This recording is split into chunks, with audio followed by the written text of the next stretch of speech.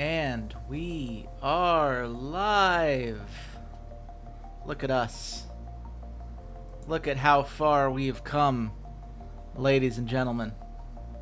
It is time to continue the Hell Difficulty Challenge. It has been a bumpy road. For those of you who have not been here since the beginning, here's a quick recap before we go into today's games. We destroyed the Cyber Cafe Challenge, went 6-0 and earned our spot in League 2. And then things got a little weird. We ended up going 3-4 in our first 7 games. Playoffs, far from assured. Then we won 4 in a row. And at 7-4, it looked like we were going to be able to sneak our way into the top half of the bracket, avoid the number 1 team, and secure ourselves a place in advantageous position to make our way into League 1. However, we fell to cloud gaming, found ourselves having to fight our way the hard path into the finals. But we did it. We got a 3-0 quarterfinals victory. We got a 3-0 semifinals victory. And now, RD Sirens Call, my team of goth girls who have come together to prove that we have what it takes to beat the hardest challenge that Esports Godfather has to offer. We are here, and we are ready to take on not the hardest team in the league. We beat them in the semifinals, but the second toughest team in the league, Cyberdog. And as we are loading in here, I'm going to say that just because they are the second toughest team in the league does not mean they are a pushover by any means. In fact, I would say they are incredibly dangerous because of this top lane right here. They have a B top laner, one of the best top laners, actually the best top laner at this division of play.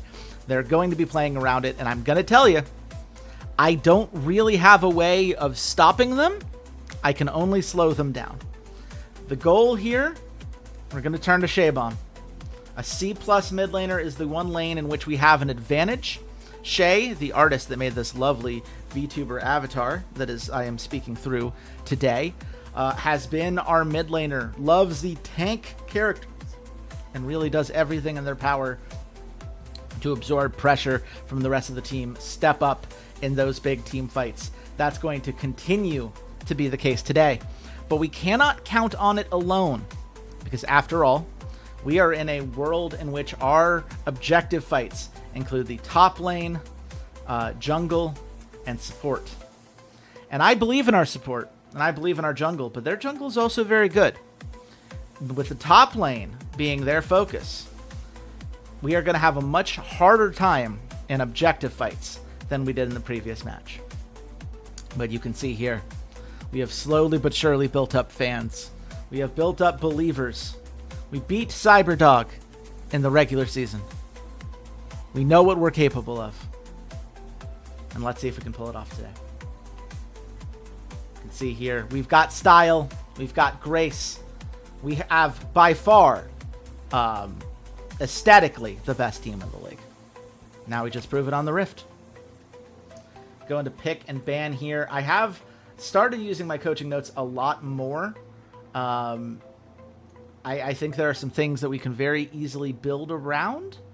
But it starts by removing the things that I'm terrified of in top lane, which is why we're going to get rid of Wukong off the bat.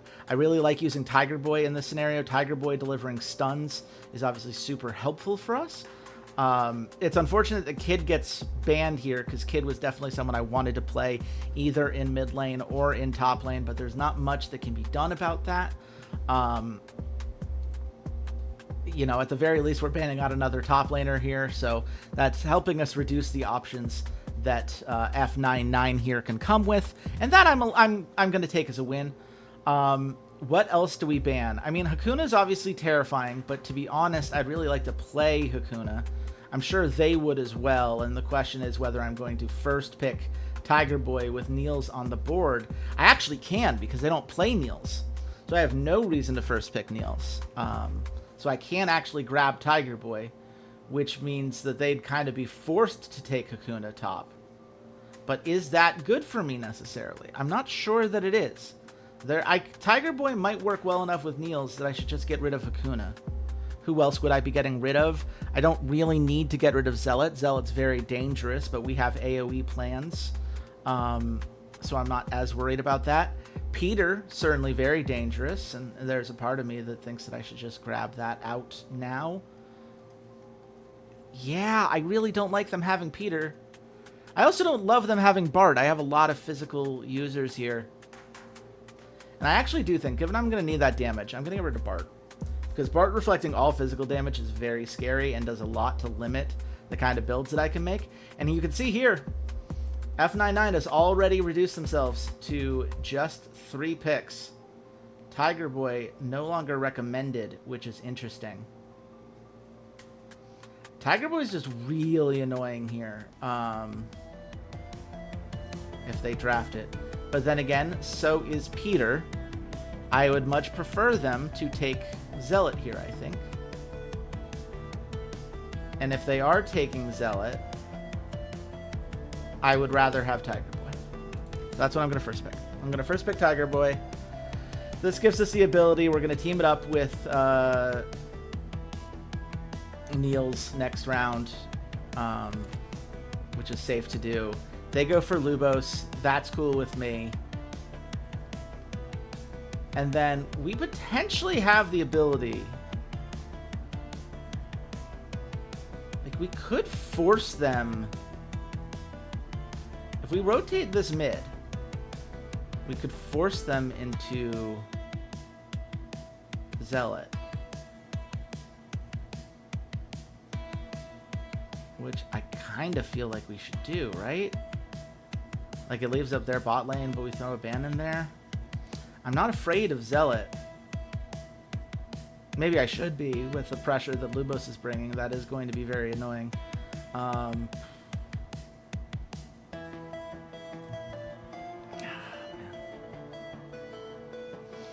Here's the thing. Neither of these two, like, Haas is good, but not really good into either of them specifically. Justice is good into Zealot. So yeah, you know what? Let's just do this. I'm willing to risk them taking Peter. I want to make sure I have Justice top lane. They do take Peter. That was always going to be the risk, but I think we have ways. AoE. What we really need to do now is draft Zealot, because that's going to be 3 ticks onto Peter. That's going to get rid of the taunt super quickly, which is very nice. We're going to get rid of Fatty White. I just don't want them to play it. We're going to take Zealot. Zealot's going to be really good into Peter. Again, just getting rid of that taunt is quite nice. Lubos has a harder time into Zealot just because we get 3 attacks to his 1. And then I think... God, there's a part of me that wants the answer in mid lane to be Manta, right? Go a little bit more aggressive. Allow us to kind of focus on ganking down Lubos or Zhang Ji, knowing we have that kill pressure. But I feel like for the sake of the team, we're better off relying on Frank. Because Frank gives us a tank, Frank ensures we have a strong front line, Frank ensures we have scaling, and we have that late game we can play to if things go wrong. Frank is going to basically nullify Zhang Ji quite a bit. Of course, if Lubos, it goes to a 2-on-1, but there's not much we can do about that. There's a limited amount we can do in general, planning on that regard. So, because here we are playing in a world in which we have limited control over items, and we have to live with that.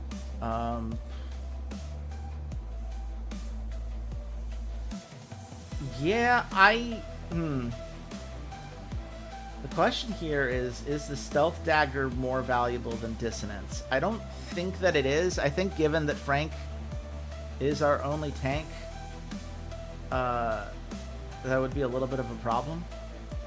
I do think, in general, piggy bank first here is not a problem. But I also don't think it's necessary. I actually think we're going to do piggy bank second, because we're getting piggy bank first elsewhere. Where's my piggy bank? There it is. Taunt playbook. I think that's a little bit better. Just because Tiger Boy's already going to be getting us the piggy bank, we don't need both super early. This is obviously the stealth dagger, I think. Yeah, I think this is good. I think there's an argument for stealth dagger for Justice just because getting those extra attacks is in, but that basically puts all the pressure onto Frank, and then when Frank's down, we don't have anyone blocking our front line, so.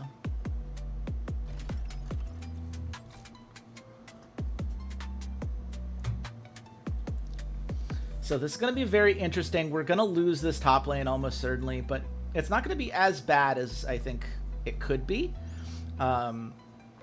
Turrets are relatively healthy in this version of the game, and let's just go over the version rules just for people who haven't been here. Supports gain extended amounts of gold, which is really nice for us. Tiger Boy getting 100% gold growth, I think, is better for us than Dylan getting 100% gold growth.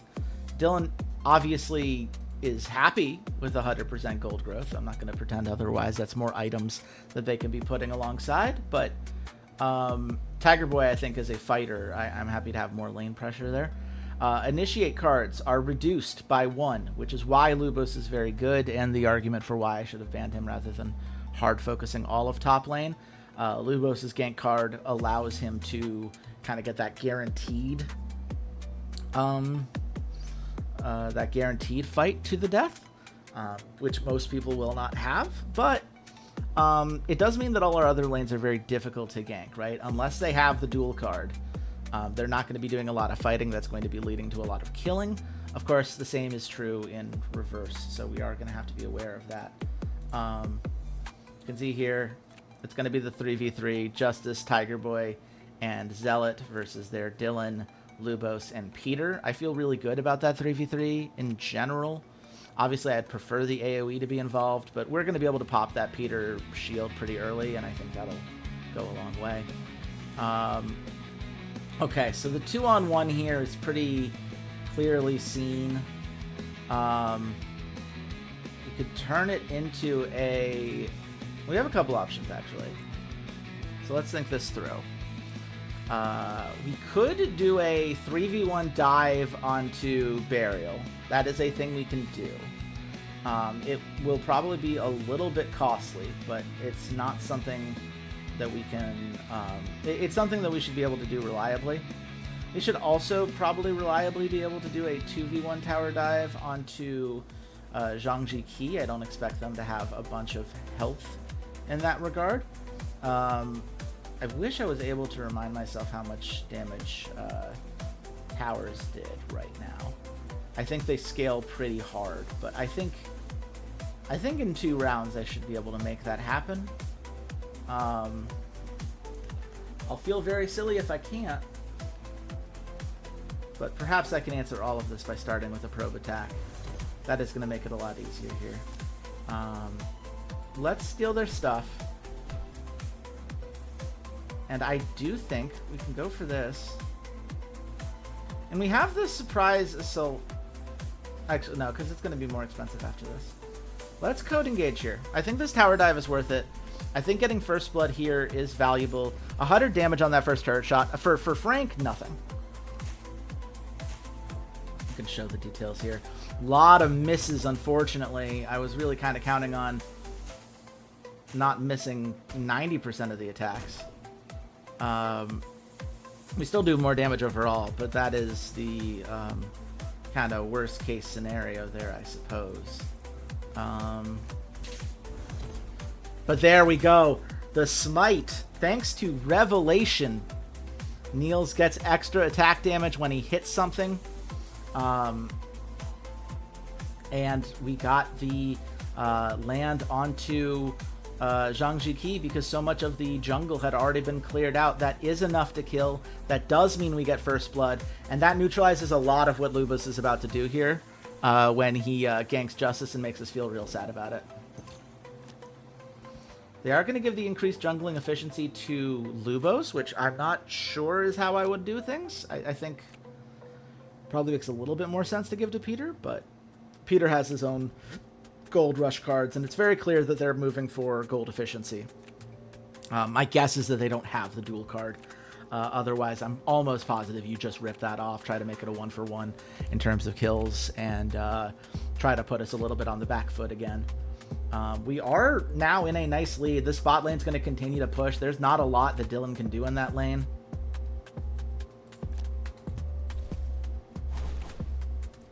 And this is why it is a bad idea to play Zhang Ji into Frank, because we're going to get the chance to do this fight twice. And I just don't think we're going to be as unlucky in back-to-back fights. And we're not diving under tower, so the amount that she can do in response is very limited. And you might be thinking, but Chase, you just lost that fight. Nuh-uh. I just did the first half of the fight. Surprise assault! This is why, by the way, for people who are newer to the game, you want to make sure that at least one of your solo laners, and preferably your jungler, have their own fight card in addition to fight cards from the deck. You can see there just the ability to have that second follow-up attack means that even in a meta in which fights are limited, you can do something like an adrenaline, get both of those fights going. Do stuff like probe attack to lower your attack so you can get multiple fights going. There are always ways in which you can push that advantage to your favor. And as a result, right, Frank's about to take that first tower. We're about to see, about to take mid tower. First tower goes to bot lane. And I think we take this.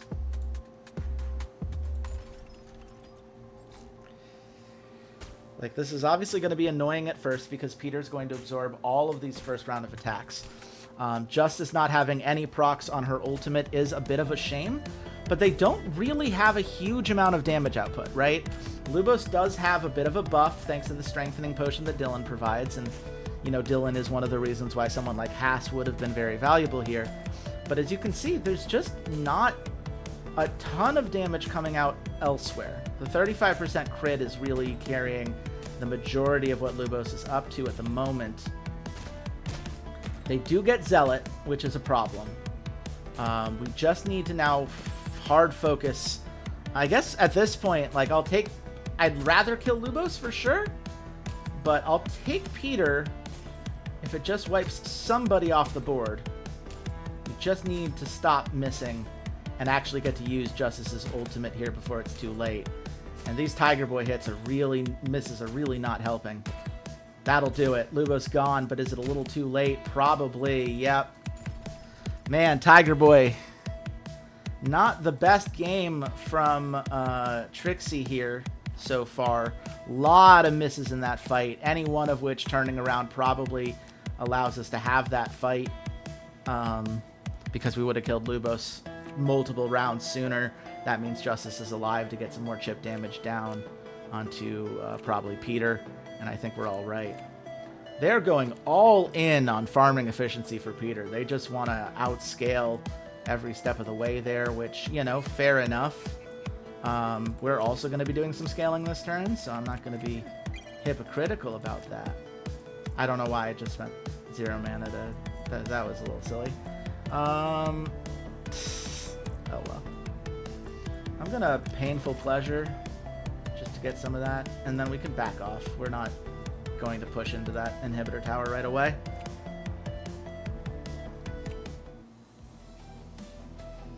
That is Frank getting his first item. That increased presence is going to be massive. We already have the Vampire Fangs for Niels, which is huge. As long as Niels is going into a fight with full health, he's going to be able to turn that into Shield. Shield will prevent him from being stunned. We also have the Sustain now on Justice. Meanwhile, they should have just built the Laser Sword, right? 33? Oh no, they're just short of the Laser Sword. So if ever there was a moment to strike, it would be now. The question is, do I have a way to make them strike? I do, actually. And I have a way to do it without getting Mr. Peter involved, which is absolutely the right call, I believe. Let's get this going. Let's see if we can make Lubos real sad. It's only 2 rounds, but we do have Justice ult if Justice hits both of her attacks. That is has not been guaranteed so far today. There have been a lot of missed attacks, but she gets it here. That's a dead Lubos. No duel for you. Now, as far as gold goes, I think we're still far behind the boost that we would need to justify Piggy Bank. So we're just going to go for now. We are running out of turns for Frank to be involved in a fight. We do want him to be... Oh, sorry, no. I'm thinking of somebody else. This is the initiate card. Okay. They do a duel. They're going to duel onto Frank, which... honestly, not as good for them. If we could focus Zhang Jiki, we could potentially turn this around. Because Frank gets stronger with every bit of damage he takes. And he's sure going to take a lot of damage. Now, Shaybomb needs to start hitting some attacks. But she sure does. That's a hit. But that's a hit back. We're hitting harder. We could absolutely... Shay! Oh my goodness! And that is why Frank is so good into Lubos, folks. You saw how much damage got absorbed there, how strong those Shay attacks went. Even when he missed those mid-lane game, those mid-fight attacks, it didn't matter, right? Because it just got stronger and stronger each time. That's now a inner turret down for the count, which means as soon as we get a good fight going our way, we're going to be able to turn things around in a way that's very valuable for us. Now, we do get to move here before the fight. Can we do anything to make this next fight easier for us? We can certainly kill Zhang Jiki again. I think that part is obvious. The question is that really what we want to do here? I mean, ideally, I think we would prefer to be killing someone like Lubos or getting some damage here. But I don't think we can get over there in time.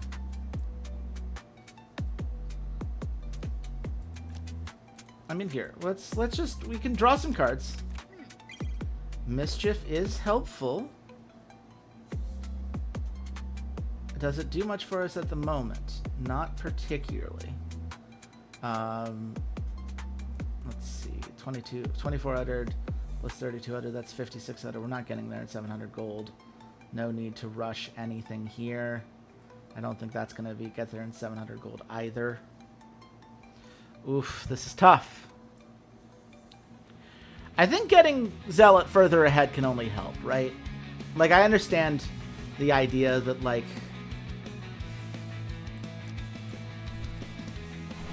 not as helpful as it could be, but that is healing for Zealot. We now go into this fight, and I just feel like this should be a relatively easy kill. Yeah, Zhang Jiki doesn't even get any damage out. 2 misses from her. That's brutal. If you're a Cyberdog fan, you are absolutely yelling at, what's this athlete's name? The Orphan? It might be a sign for how this offseason's going for you. Because, don't get me wrong, your team is going to move on to the next round, but I don't know that they're going to want to take you with them if that's how you're playing. We are going to go for this. I know we lost last time, but I really feel like we lost a lot of our we got a really bad luck with some of the misses. We are knocked down Peter's taunt in 1 round, so I feel good about that. Now, ideally, we do keep hitting Lubos, right? That's the goal. It is only a 25% chance each time, but we're winning quite a few 25% rolls for this early in the fight. And we don't need to hit all of them. We just need enough to get it in execute range. And you can see here, their damage is just not keeping up with what we're capable of doing. You can see that the buffs coming in for Justice. You can see the buffs coming in for Zealot. We're getting that increased attack power every round. Lubos is down. They have no real damage output left. This is just a matter of time. Theoretically, we'd love to do this in a way that doesn't end up with Zealot dead, which I think we can do, but we're going to need a little bit of luck of targeting or just making sure we don't miss. That'll do it. Clean 2-0. Look at that Zealot damage. Got all those extra attacks really paying off. We do love to see that. That's going to destroy bot turret here. Now, this is where you have the argument, right? Like, maybe I shouldn't have done the fight onto Zhang Jiki. So I could have just ended the game there. I don't know. I do know that this is likely to go better than than you would think, just because Niels is going to stun everybody. That's going to waste a lot of their fight rounds. In a game with abbreviated fights, that does go a long way. Frank should absorb most of this damage. This is why we built the presence item first. Not the full taunt textbook, but still. Really nice. And yeah, I mean, that's round 4. The stuns just prevented them from getting any meaningful pressure. And if anything, they're the ones falling behind from it. Zhang Jiki and Lubos both injured off of that fight, had to spend a turn healing.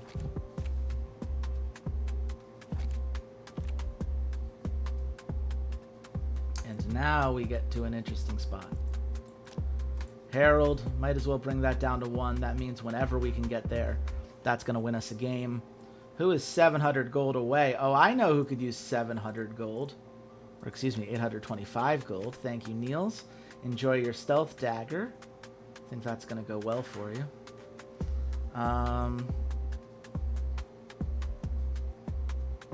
And to that end, I mean, we could Justice Slash here. I think a quick recall to heal Tiger Boy up is something we could have faith in. And then I think it's time to end the game. I think we have this. I do not think this 5v5 goes well for them. There's an argument, for the record, that I should have healed back Niels, because then I would have the ability to shield up. And I don't wholly disagree, but at the same time, Burial's now completely gone from this fight. Tiger Boy is at full health, which means it's just very difficult for them. There isn't really, now that Burial is dead, a clean way for them to get kills. They're really relying on Lubos entirely. And that's just not going to work out. You can see we've got 2 people in execute range. I think we can probably kill Lubos sooner rather than later. There it is. So all we need to do here, get the hit, we get the kill and the execute. And that is game 1, the quadra kill for Justice. That's why Justice is a much better character than I think some of the tier lists that I've seen make her out to be. That execute is just so big in these team fights. And look at good old Frank. Frankie boy. Really, I mean, obviously you can look at Justice and you can look at how so many of those fights went and say, well, Justice, I mean, got a quadra kill in the last fight, right? How could it possibly be Shaybomb as the MVP? But if you think about that 1v2, right, where it was Frank getting ganked by Lubos and Zhang Jiki, it is so easy for that to go the other way, right? Lubos gets a kill, he starts getting gold, they're able to carry that advantage across the map, everything has to slow down, we start having to worry about things like, is Niels going to get the power that he needs? You know, we lost that first dragon fight, right? So there's a world in which Peter just becomes unkillable. They get enough damage onto Burial that he starts nuking down our backline, but Shay did everything we needed and more. That 1v2 was great. The assists, we were constantly able to gank in on that mid lane because Zhang Jiki cannot do anything into that Frank matchup. Just absolutely a nightmare. No kill pressure for an assassin is a bad time. And I got to make sure in my coach notes that I have that written down so it pops up naturally for me. You could see the damage. Zealot just barely doing more damage than our Niels here. I think in another world where Zealot doesn't get killed in that first dragon fight, Zealot is MVP for the 3, that kind of stat line there. But Just clean game. Lubos, a lot of damage. Did not matter. Game was never fully in doubt. Shay, breaking through some barriers. None of those skills are worth learning. Some nice boosts. None of these are worth learning. Let's see. Crit damage on the support. No, we don't need those. Attack power on First Blood is nice, but I don't really... I'd rather have the 50-50 mix. Attack power on attack hits by card.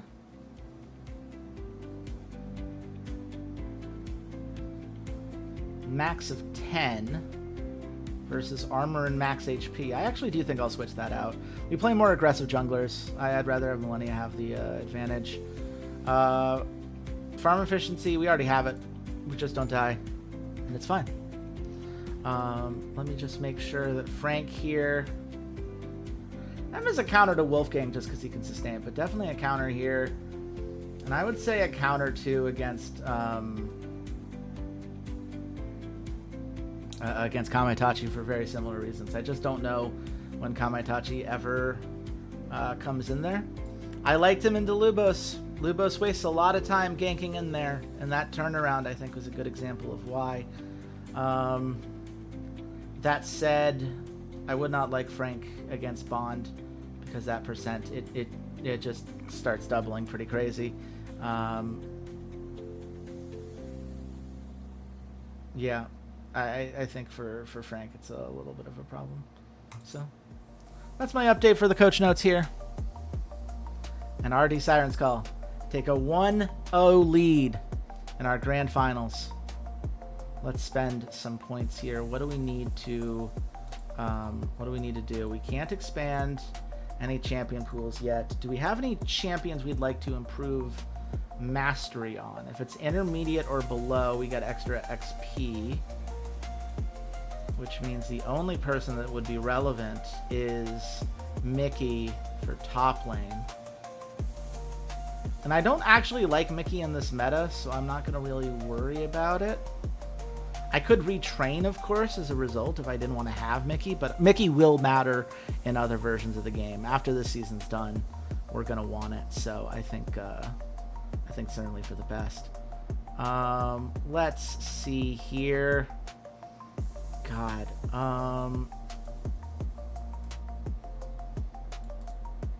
I think... Yeah, Alice, this is the matchup that we really need to do well in. I think defense and mechanics would be good. I'm willing to put that as my focus here. We just want to make sure Alice continues to do as well in that lane as she can. I don't expect it to turn into a winning lane. That top laner's is very, very good. But the more we can do to mitigate the damage, I think the better off we're going to be. The analysts are believing in us. Nobody believed in us when the playoffs started. But after beating Cloud Gaming, I think people have woken up to what we are capable of as we head into Game 2. It's one of those... I know that Lubos was fine for us last time around. I still want to ban Wolfgang. But I think... yeah, in this case, I think we do ban Lubos just because I don't want to deal with him. It forces them onto one of Zealot, Zhang Jiki, or Aurelio. And I think any of those we're happier with, so... Let's see what they first pick.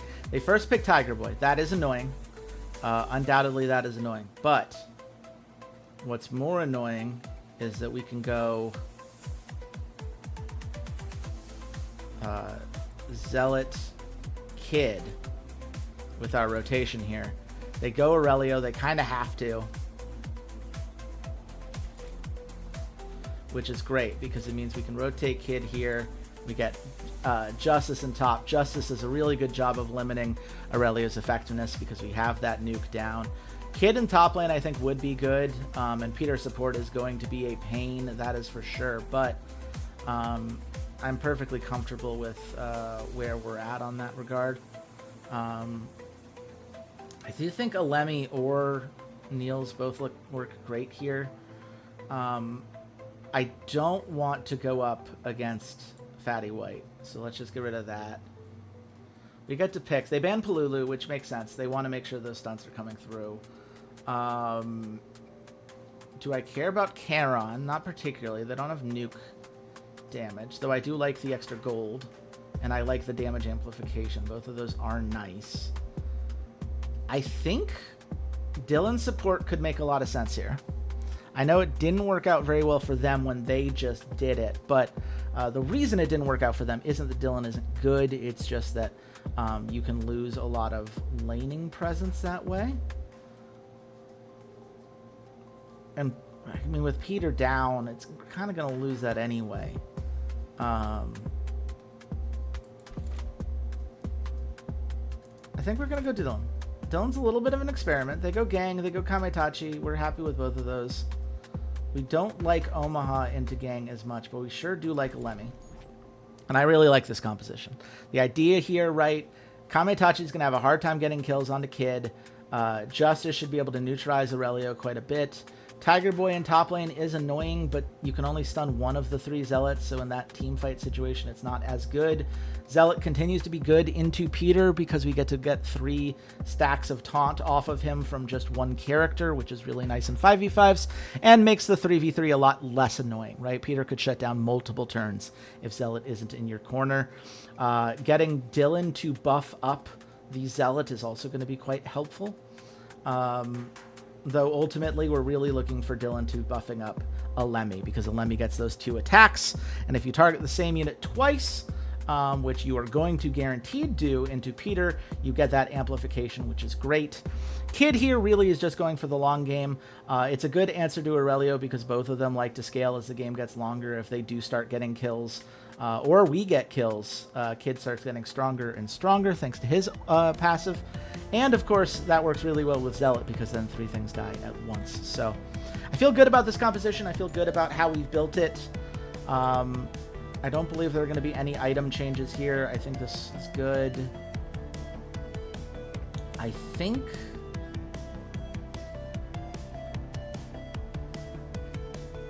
for this, we're going to actually go Isolated Penguin second. Midas Hand first, I think is the right call. Just because with Dylan, we just want to get that gold going as quickly as possible. Obviously, Dylan is going to be spending gold, so we might as well get that gold back as quickly as we can. I do expect for this bot lane to be a little bit tough. We do have better poke rates, not by a lot, but you know, again, Peter and Gang, just a really nice combo. It's one we've used multiple times at other points in various seasons. Now they are going for the boom. I think the thing we're afraid of is a Flame Assault going into the bot lane. That's going to be a 4-round attack. We don't really have a front line with... Oh, it's... Okay. Yeah. This is just as bad in all reality. Peter, it's a 4-round attack. We're not getting past this. The Lemmy can try to do some damage on the way out, but that shield from the shield impact is going to be enough for Peter, I think, to avoid the biggest problems. Kametachi does do relatively well into a Lemmy because he gets the extra bonus attacks. It's not something I worry about very much in most fights, but in the situation that we're in, it certainly matters. Yep, they're going to get first blood, and they're going to get this kill too. I expect this to go their way, which is unfortunate. But that's the danger of Peter, right? Peter really good at getting that down. And of course, Tiger Boy with Gang, very strong synergy because Gang's going to be able to stun all of our team. We're really going to want to make sure that we have that that fight in the books before we get to that situation. We're going to Adrenaline for sure. I think this is a situation where we try to kill Tiger Boy as quickly as we can. I think this down should be helpful for us. I think we could do it in 2 rounds here. It's going to be tough, but I do think it's possible. At the very least, we're going to... Oh, well, not if we're missing. Okay, well,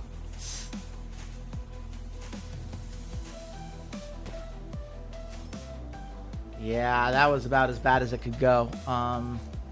Didn't get any procs on this because stun turn 1 and missed turn 2. But we have Surprise Assault. So we get to try again. And I don't think it's going to go as badly on the second attempt. Yep, here are the hits we needed. They stun a clone. That's the goal. Bam. Bam. Get the hit here, please. Thank you. Okay. Alice gets some control in top lane. We spent a lot of resources to make that happen. I think you can make an argument over whether that was worth it or not. It does mitigate the damage quite a bit. We're only down by 287 gold, and more importantly, where that's going, right? Justice was such a huge part of our composition. Their bot lane being ahead is bad. I don't like Gang having a 500 gold lead and that double trouble. But one, already too late for that. Are they going to fight again? Ah, they were able to flame us. How are they? I could have sworn that said it cost 7. And they had 6, but that must be a graphical issue. Yeah, this is going to go badly. But the good news is this uses the double trouble, right? So, obviously, both characters getting stunned for a turn is bad, but having Gang have that for a 5v5 fight down the line would be worse. We are going to lose both of these people. This is a lost fight. We take this bot lane knowing that it is punishable. We have to make use of it elsewhere. They have a very high mobility comp, and I got to give them credit for that, unfortunately. So does Adrenaline just go straight back? Because I don't think we've shuffled our deck, and yet here we stand. Oof. None of this is what we want.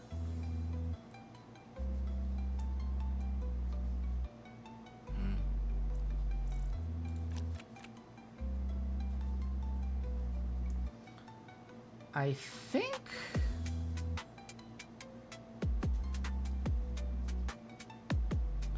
think our best idea is to scale. Got I Am Justice on lockdown. If we do this, we're almost guaranteed to be able to go before they go again. That bot lane is a problem. We knew it was going to be a problem. It's probably more of a problem than we were hoping for. But I actually still like this fight, right? We're ahead in top lane. We're only barely behind in gold in bot lane. And if you look at the items, right? Aurelio has item. So does Justice. Zealot hasn't gone there yet, but neither has Peter. Neither has Tiger Boy. So we're actually in a pretty good spot, especially because we already have the ultimate for Justice. We don't have to worry about that becoming a thing.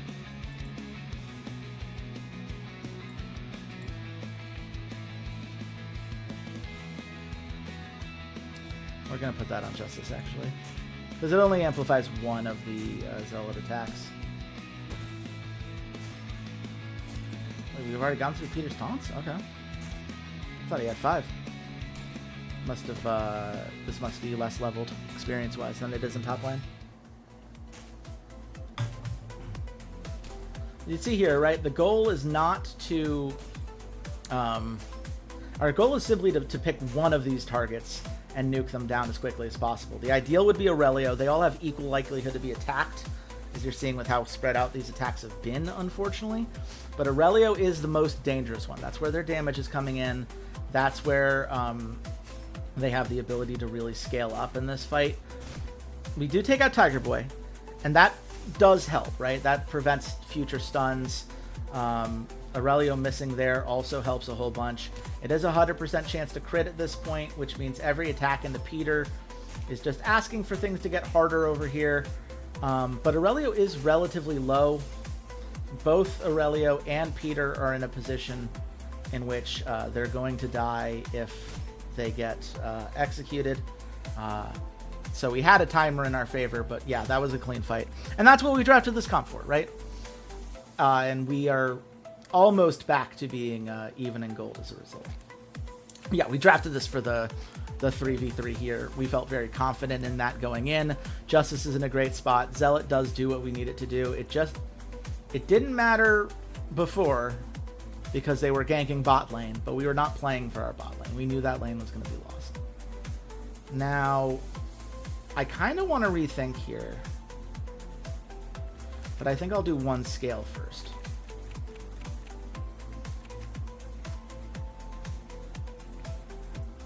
And I guess I'm going to do another scale. And I am Justice. No one can argue that. Justice is going to get that top tower in just a second here. That will be first tower.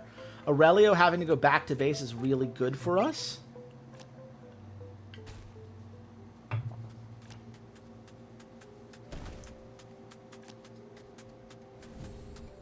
feel good about that. Yeah, please spend gold on Gold Rush right now. They do get another double trouble on the Tiger Boy. That is unfortunate. We were always, you know, again, we liked in that bot lane fight that it got used. Unsurprisingly, they would much prefer that it wasn't. But look at that. Top inner tower already gone. This is a game that could really snowball out of their hands if they're not careful. Gang is in a great spot, but Gang is really the only one on their team that's in a great spot. Aurelio is fine, but already has the one item, and it's going to take a while to get to Energy Storage Chamber. Meanwhile, Kid has yet to really come online, and would very much like to.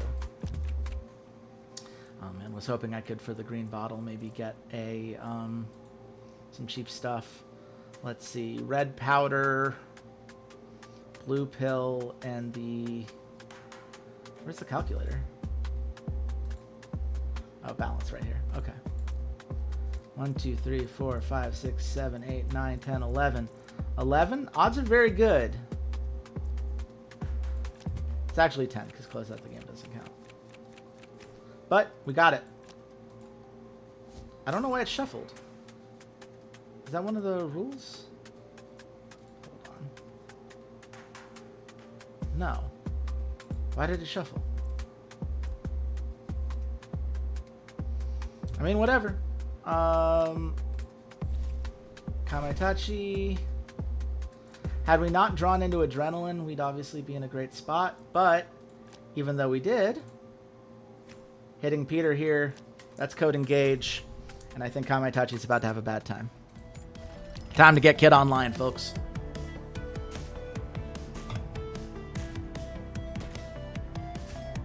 Because Kid's about to get some free attacks.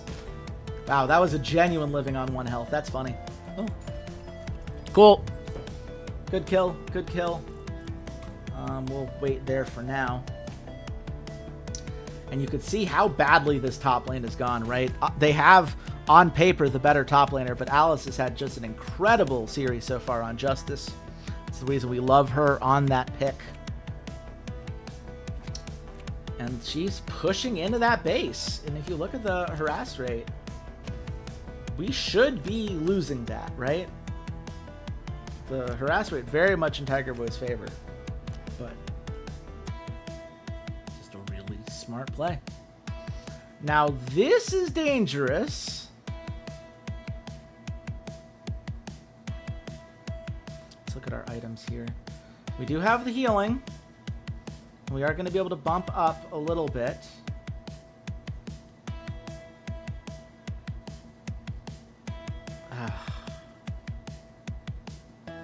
The difference, giving them a Herald is just not that valuable. So we're going to pass. Yeah. You know, it's one of those things, right? Like, if we get it, then we almost certainly win the game. And it's very possible that we get it. You know, you can call me a coward if you want for playing that. Uber safe. But I think at the end of the day, I don't have any regrets on that regard. Who needs gold on our team? Justice could use some gold. It's Amnesty here. That doesn't count for Midas Touch? When dealing damage. That's damage. I dealt damage. It's my teammate, but still, that's damage.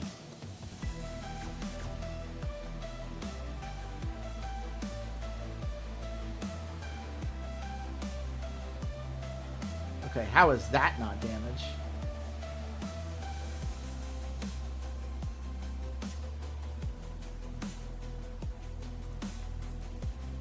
Hello?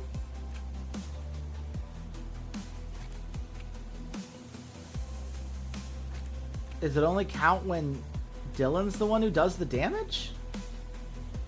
Does Midas Touch not work the way I think it does? Because the game definitely recommended that I take Midas Touch, so it's not like I opted into that over Piggy Bank of my own volition, right? That's weird.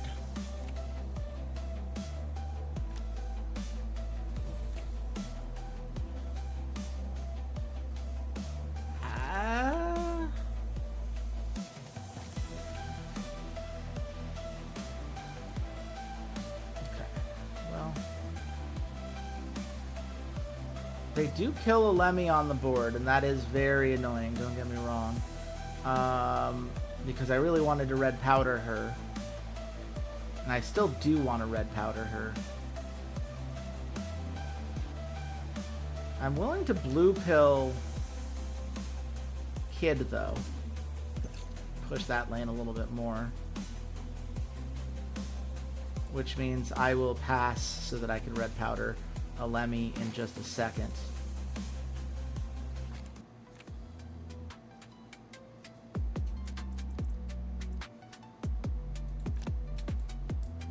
Getting that attack on is going to be really nice.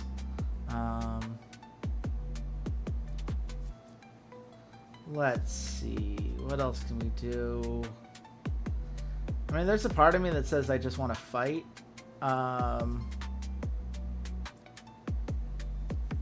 Which we can, actually. Let's do the conviction so that we can get the bonus here. But this is going to be a 2-on-1 against Kamaitachi. And as we've learned, that's a bad time for Kamaitachi. He only has a 1 in 4 in attacking Kid, which he does not do. Twice. Missed both attacks. That's about as bad as that can go for Kamaitachi, but it's the reason Kid is so strong into Kamaitachi. He gets his extra attacks, but you're going to get one for each one in which he targets the wrong person.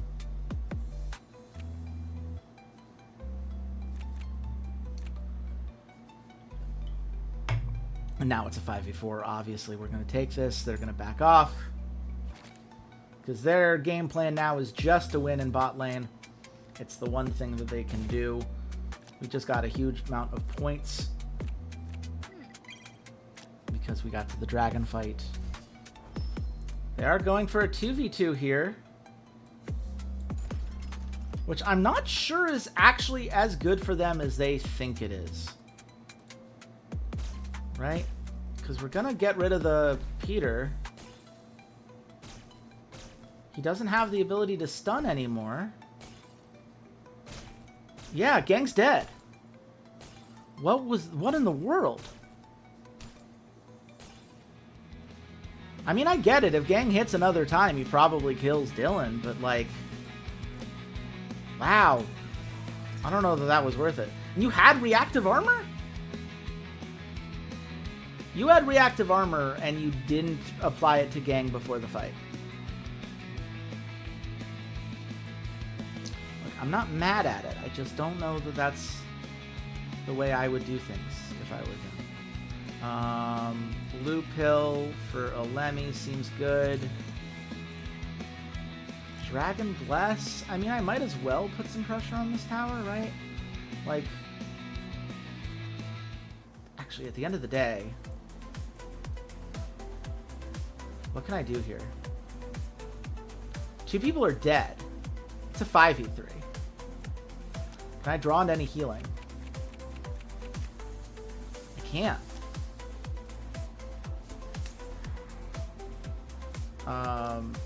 Not while keeping ourselves back in the fight to close out, but I can get a bunch of free upgrades.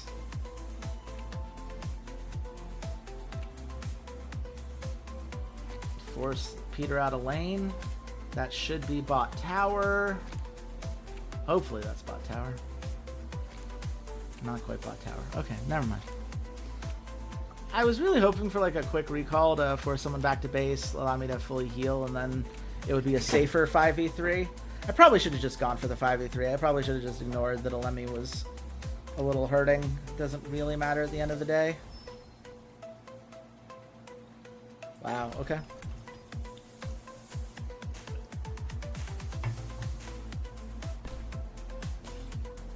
I mean, this is a good fight for them, obviously, right? I think they probably do get the kill here. Kamaitachi's going to get a lot of free attacks, and Gang should be able to do a lot of AoE damage that is really strong into Zealot, because they all share an attack pool, but Gang missed twice. As a result, I don't think this is going to do anything. Yeah. Just didn't matter.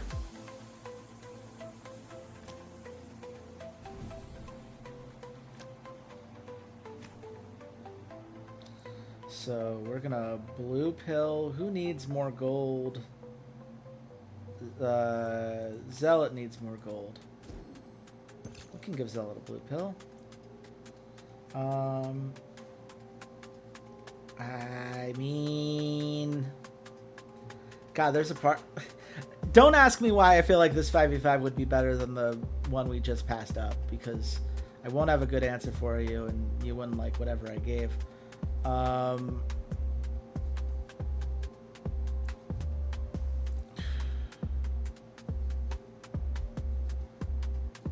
mean, we're ahead in gold, but not by as much as I'd like. Let's just pass up real quick. We can get some people to heal. Kid, I would really like to go back to base, ideally. Do I have a quick recall on my deck? I do, I just haven't drawn it, so let's see if I can draw into it. I sure do, which means I'm ready here.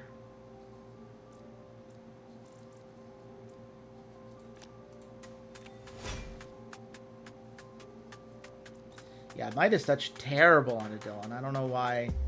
I guess it just kind of assumed that I'd have more poke cards, but that was... If damage only matters when Dylan's the one dealing damage, then that card sucks. Okay. I still like this fight for us. Yes, Justice is low, but Justice has the opportunity to heal quite a bit. More importantly, Alemi's about to get a massive boost. The amount of damage that she can deal now when she's not attacking a supercharged Peter is going to be massive. It is a shame that Peter is the one that Kid is focused on for now. It's probably the worst target we could have had, but...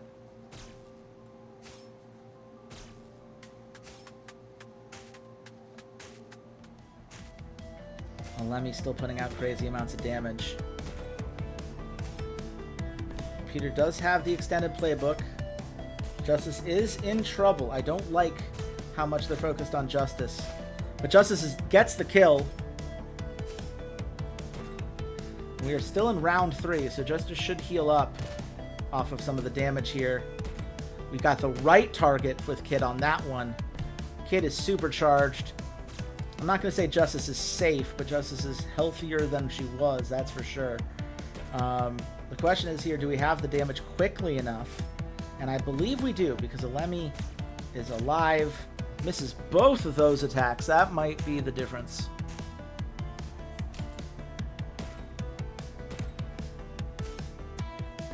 A lot of misses coming out here. Okay. Justice goes down. Kid gets a kill here. Zealot down. But Alemi cleans up. That's a 5 for 2. It is game 2. It was a calculated risk, and the math turns out. And we take a 2-0 lead in the series.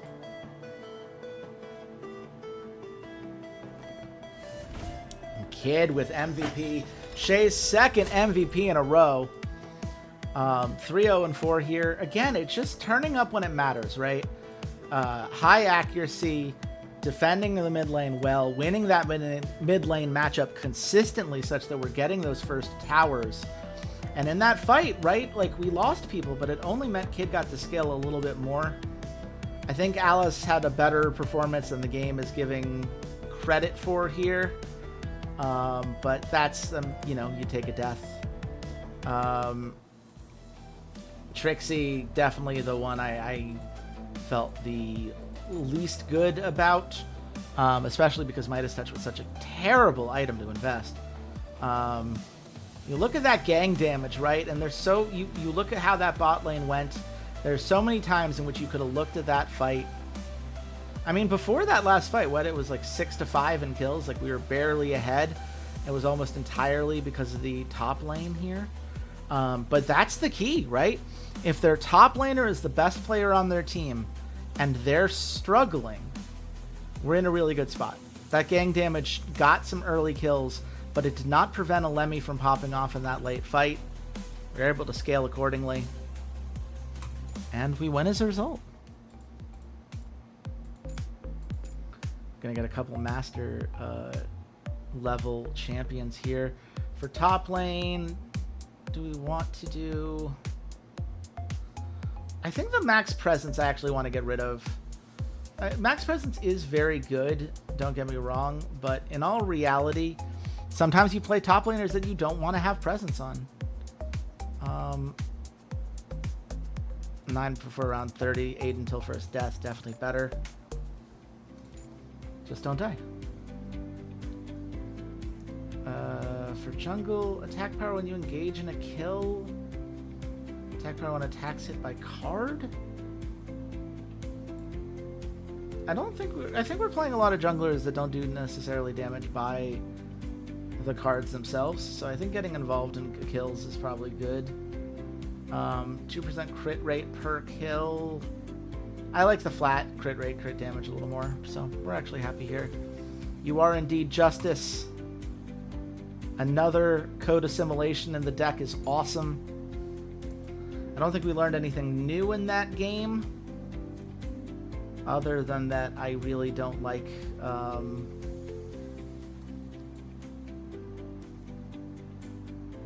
I guess you could say Peter is at a disadvantage against Zealot just because you are wiping out those stacks early, but Peter also, I think, was really annoying into Dylan. And I'm going to give another synergic to Gang here. It's really there are very few places in which Peter's not synergistic. Who else is Peter really good into? I feel like we can flesh that out a little bit more.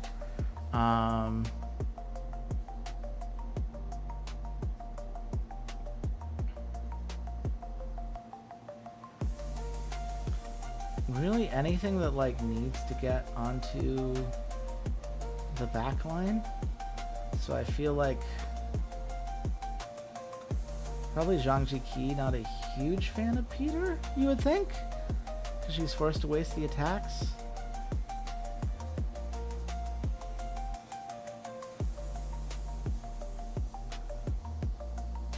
Certainly I think like bot laners that can only attack once, like Ada, probably doesn't have a good time. I could see Baji not having a good time, but with the crit rate scaling, I'm not as comfortable on that. We'll keep it there for now. I feel like that's what I'm safe with at the end of the day. Let's give our bot lane a little bit of love. Trixie very clearly behind in stats compared to the rest of our players, and I do feel like that's worth fixing. Let's see, defense and yeah, is there anything? I think defense and mechanics is worth focusing on here.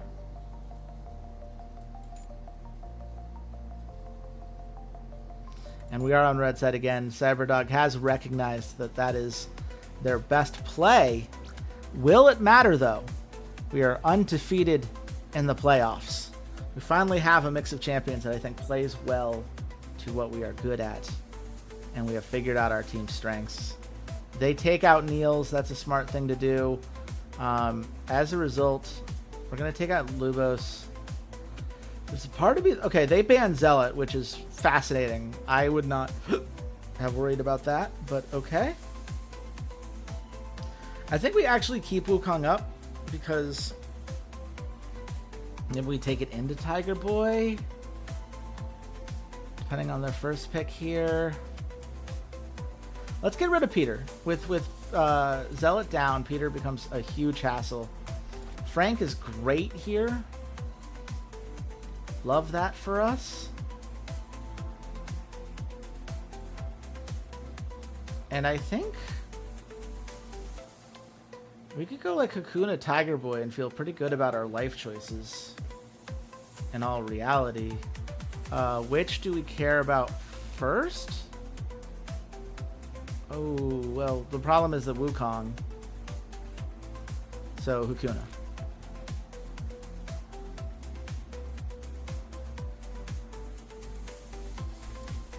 They go Burial. Okay. And they go Tiger Boy, which means we go Wukong. And they now have a bad time because we can reflect that onto all enemy units. Stunning Wukong. Really not good for what they want to do. This means we're both picking bot lane. So let's just get rid of Gang. They ban Fatty White, which is a good call in all reality. I do really like taking Charon here, actually. Just because Charon, with these lower fights, there's nobody that's forcing a fight to go forever. This really limits the kill pressure they can have in that lane. They go Dylan Baji. That is a good synergistic combo because Dylan's going to just keep bumping Baji up. But, you know, this is where it gets interesting, right? Because, like, I actually really like Omaha more than a lot of other people do. In this case, I really like Omaha because the bird absorbs a lot of this, right? Absorbing a round of Burial's Burst, absorbing a stun from Tiger Boy, a crit from Baji, right? All of these things are very valuable. And the Sentinel just gives us a lot of ways to start fights when we want fights to start, which is quite nice. Yeah, scaling up early with our bot lane is good. We're definitely going to want to take those fights early and often. So, I feel pretty good. I feel good about this draft. I feel good about this being a 3-0. It is kind of interesting. This does match the experience that I've seen people talk about on the, the Discord for this game. It's just the idea that it actually gets easier as the season goes on because your players get better. Now, the AI is meant to be improving as well, and I do think they are, but it does seem like if you know what you're doing on the training courses level, you can make up for that. Double Trouble onto Zhangji Qi, huh? I guess you don't really have any AoE to speak of. At least here you can try to get a stun onto Peter? I don't know. It's an interesting decision. What can I do here? In all reality, I'd rather wait a turn. Fisticuffs have these two fight each other, I think. So let's do that. Great. So, Fisticuffs. They can fight each other. We get some passive boost here. Adrenaline seems good. Indestructible seems good. Hot hands, hot hands. Rethink. Let's get this on here in case something gets weird. And if we pass here, we'll get to go first before they do. Frank does go back to base, but we've already got 478 max HP boost, which in this early game is a ton. That's multiple attacks you can absorb now that we couldn't have earlier. Adrenaline, again, it's weird that it's shuffling faster than I think it should be. So we're definitely not hitting 0 with our deck, but Whatever. I can't figure out why it is that it's shuffling back in. And I'm not going to drive myself insane trying to figure it out. I am going to hot hands.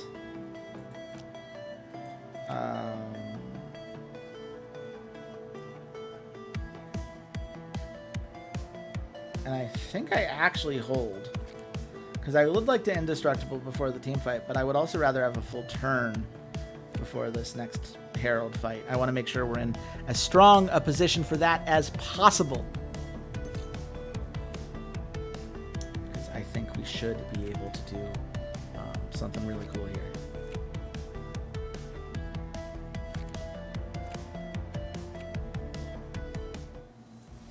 Okay, what are we looking at? That's a 5v5, right?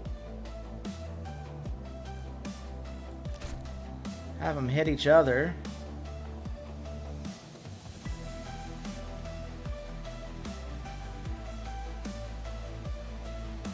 Yeah, I like this 5v5. Because we should be able to kill that, kill Zhang Jiki, which would be huge.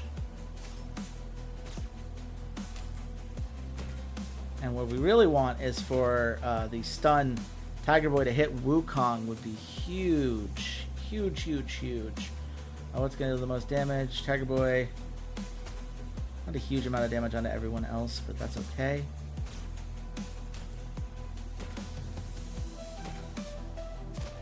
That is first blood. And it goes on to Omaha. We like Omaha having that early gold. They're not able to put out a ton of damage yet. This is obviously, I think, a little bit of a mixed bag in terms of the fighting, just because there are a lot of misses coming into play here. But I feel good overall about where this is leaving us. Because Tiger Boy now super injured. Pass. Oh, but they actually went back to base, which makes this actually a lost fight rather than a 1-1. I should have waited a turn. Okay, they get Herald. I'm not going into that fight with Wukong at 1,000 health. I just think that's a great way for things to go very wrong very quickly. It does mean from an item perspective, we're not as far as we would like to be. But, yeah, I mean, we're just trying to get to some of their scaling here. What is it? It is Wukong that is the furthest behind right now, unfortunately. But I think Wukong's going to be in a very nice spot sooner rather than later, because we have the ability to descend. And the descent seems real good right now.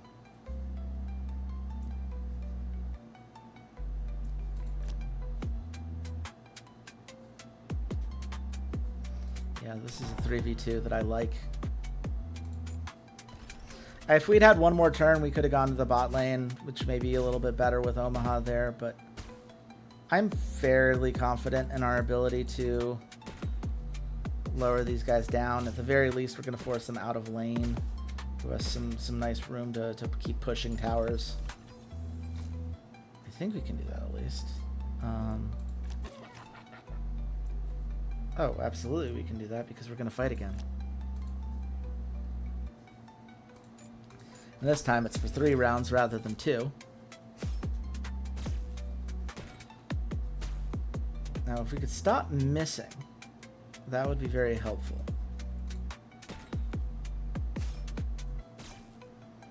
And keep hitting Zhang Jiki, please. It's a 50-50 shot, so there's no reason for you to be wasting all of these attacks on the burial.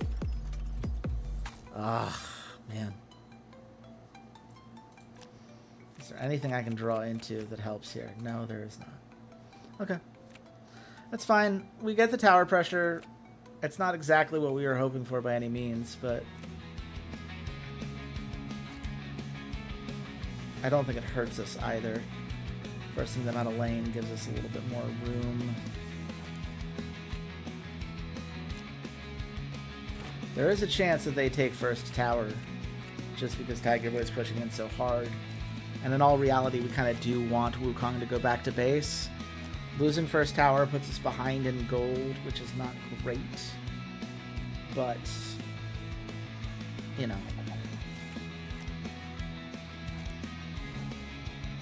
Oh, okay. We're going for a 4v2 dive. This is one of those... Oh! Charon saves the bird's life too, huh? It's a little bit of anti-synergy there. I'm gonna have to list that as uncoordinated because you don't really want that proccing early. I guess it's fine in this meta, right? But you'd much rather use that to save the life of like a full unit you care about at the end of the day, right? Like that's the weird part. What can we do? What can we do? What can we do? Surprise Assault doesn't really do much for us here. Fisticuffs is great for us here. Fisticuffs remains great for us here.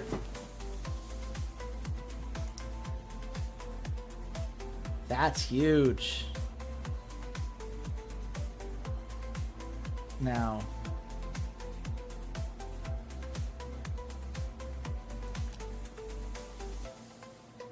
we have to get someone who's in range.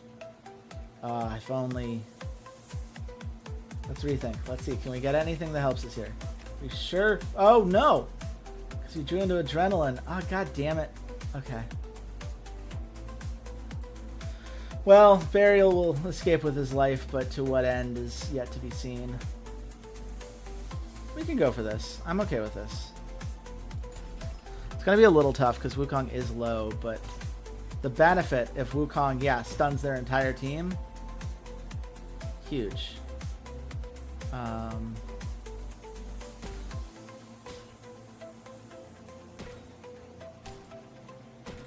The attack should be going into Hakuna. This is going to be weird. I honestly, I don't know how to feel about this fight. We have a lot of damage coming in from Charon that should help.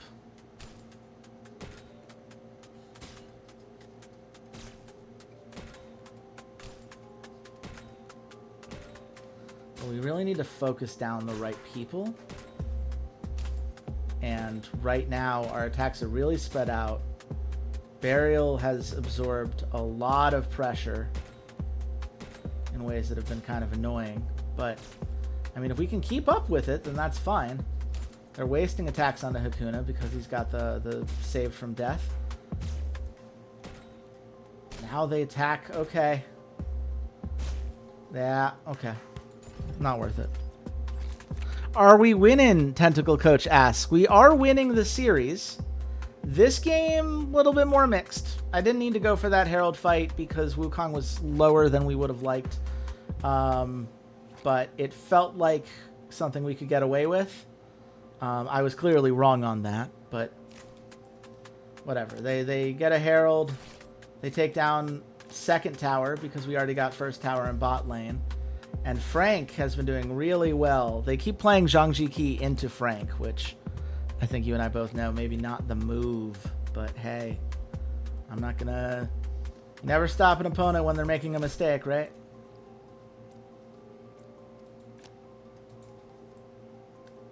Oh, we missed there. That's unfortunate. Okay. Well, is there anyone who really benefits from an immediate gold surge on our team? Yes. Absolutely there is. We need Wukong to get that first item badly. That's huge for us.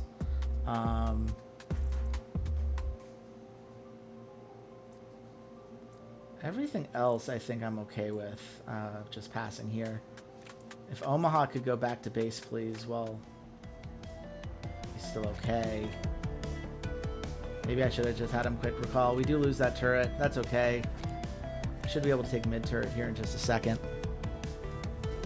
This is definitely the closest of the three games. I'll tell you what, Xander. First game, easy peasy. Never had an easier game in my life. Second game, a little bit more of a mixed bag, but mostly because we were trying to scale up. And that always has its own things to it. Look at that, 3,763 additional HP. thanks to Frank. This is a 5v4. Last time I checked, 5v4s are good, actually.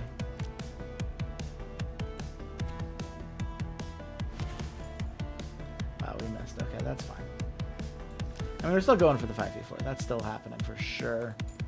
I think this should be a huge win for us. If Tiger Boy... Yeah, there it is. Stun all your teammates. What a great idea, Tiger Boy. This is the team Cyberdog, you may recall, Xander. That is the really good top laner. And thanks to Alice playing 2 games of Justice and this game of Wukong, which has been, you know, more synergistic for the team, but less of an option, you know, an opportunity for her specifically to carry. Really strong performance throughout the series. We've won top lane in the first 2 games. This is the first time that we've lost it, but we've lost it in a way that, like, I mean, you can see the advantages that the rest of the team is getting, right?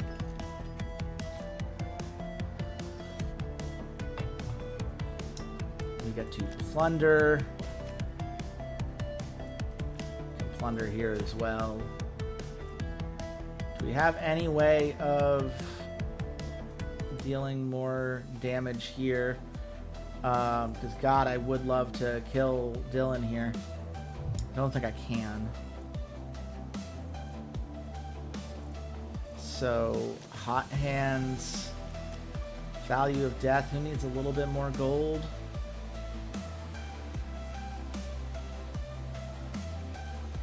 Looks like Charon could use a little bit more. Good to know you can Value of Death yourself. 325 I don't think is worth it. Let's just send Wukong back to base now. Dylan gets away, but that's okay. We still got 2 kills in that fight, and I feel pretty good about that. Now we go into a dragon fight. It's going to be a 5v3. More importantly... Hey, Baji.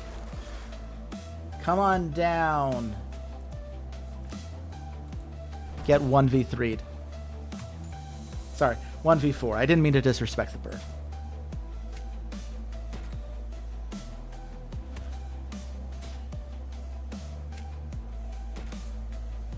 There we go. Good job, bird.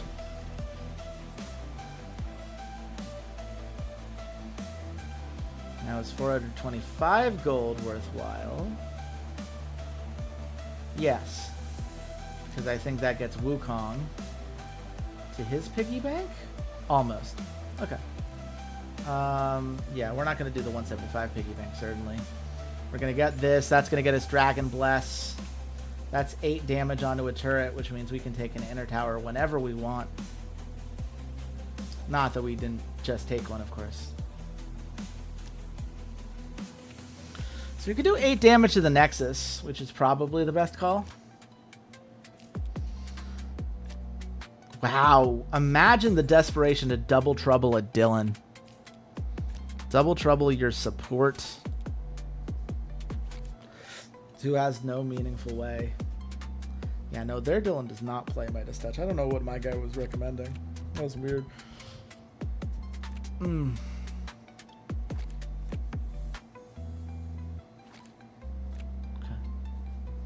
So, Dragon Bless. Get that down to 2. That way we have a clear win condition if ever we need one. Probe attack.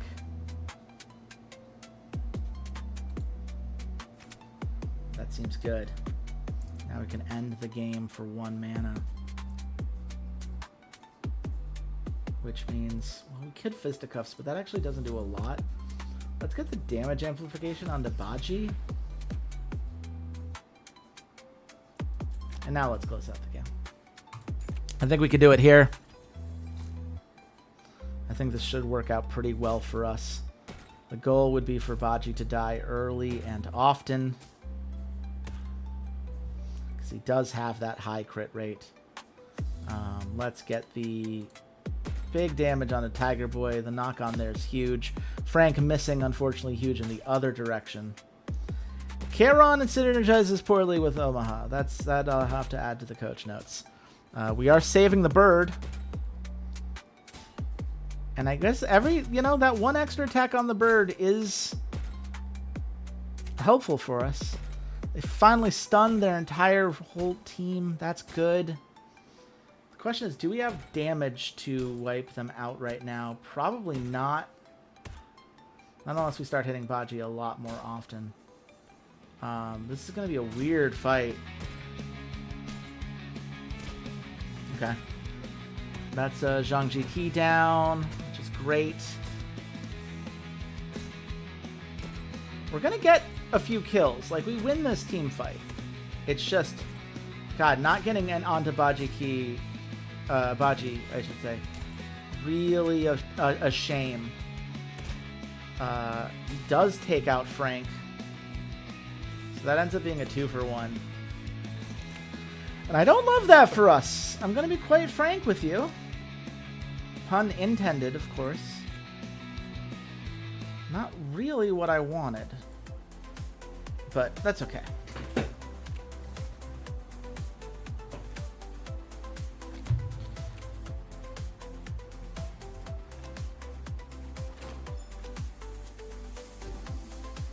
Zhang Shiki probably strong into Omaha just because she gets the bonus attack if she ever kills the bird. And you love easy ways to get the bonus attack, right? Goodness, we're going to keep having the ability to close out the game. We just have to be really careful in when we use it.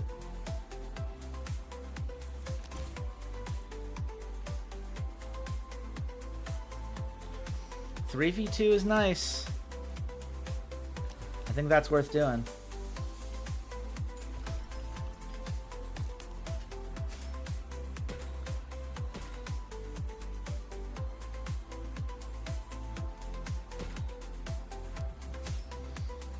Get the stun onto Frank early. Let's work on his item build. Yeah, it doesn't actually go for taunt. It goes for more attack power and absorb, which is interesting. I think against Tiger Boy in specific, I would have felt better with him having taunt, just because it guarantees the stun. But yeah, we took a lot of damage to not kill Zhang Jiki there. But that does mean Frank pushing hard.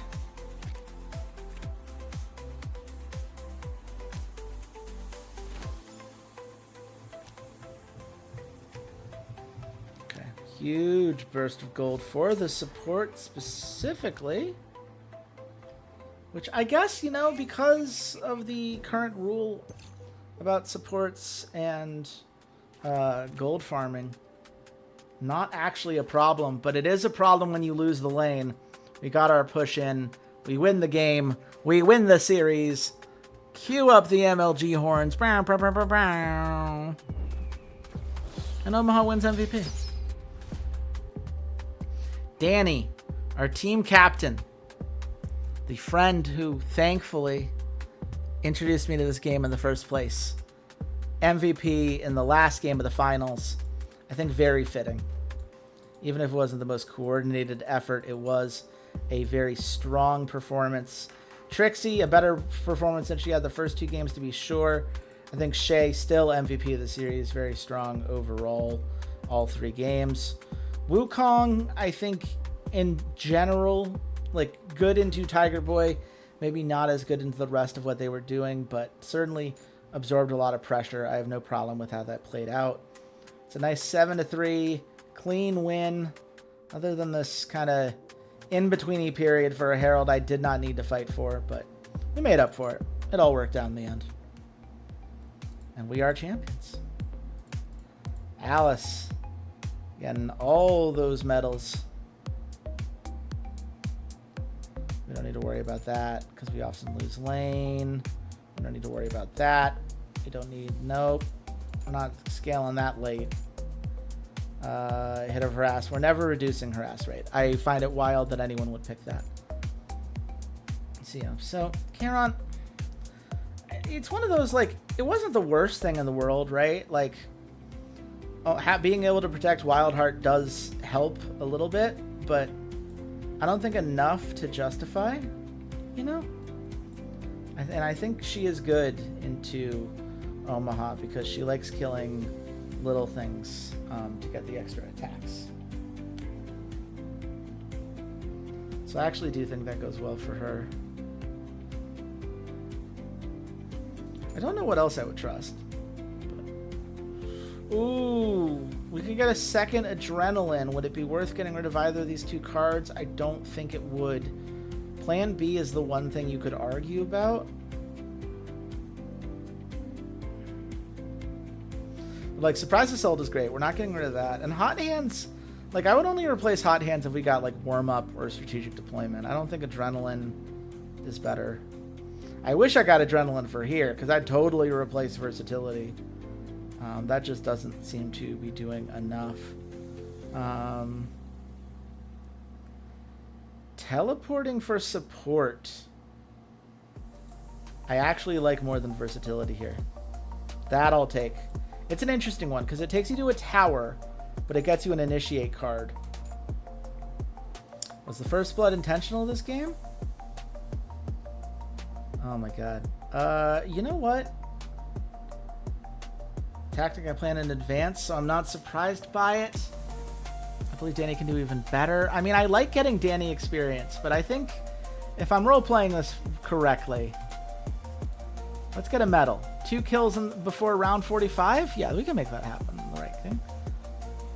It's okay, as expected. Biggest challenge. They were well prepared for the first objective fight. I'll give it to them. The overall performance.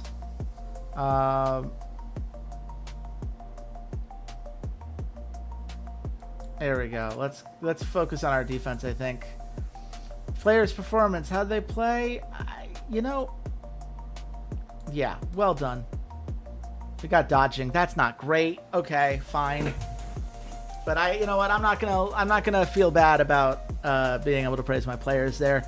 You can see here, Shay, resolute, 9.5 total score in the series. Frank and Kid both doing some great work. 8, 1, and 15 overall stat line. Danny also obviously did a great job.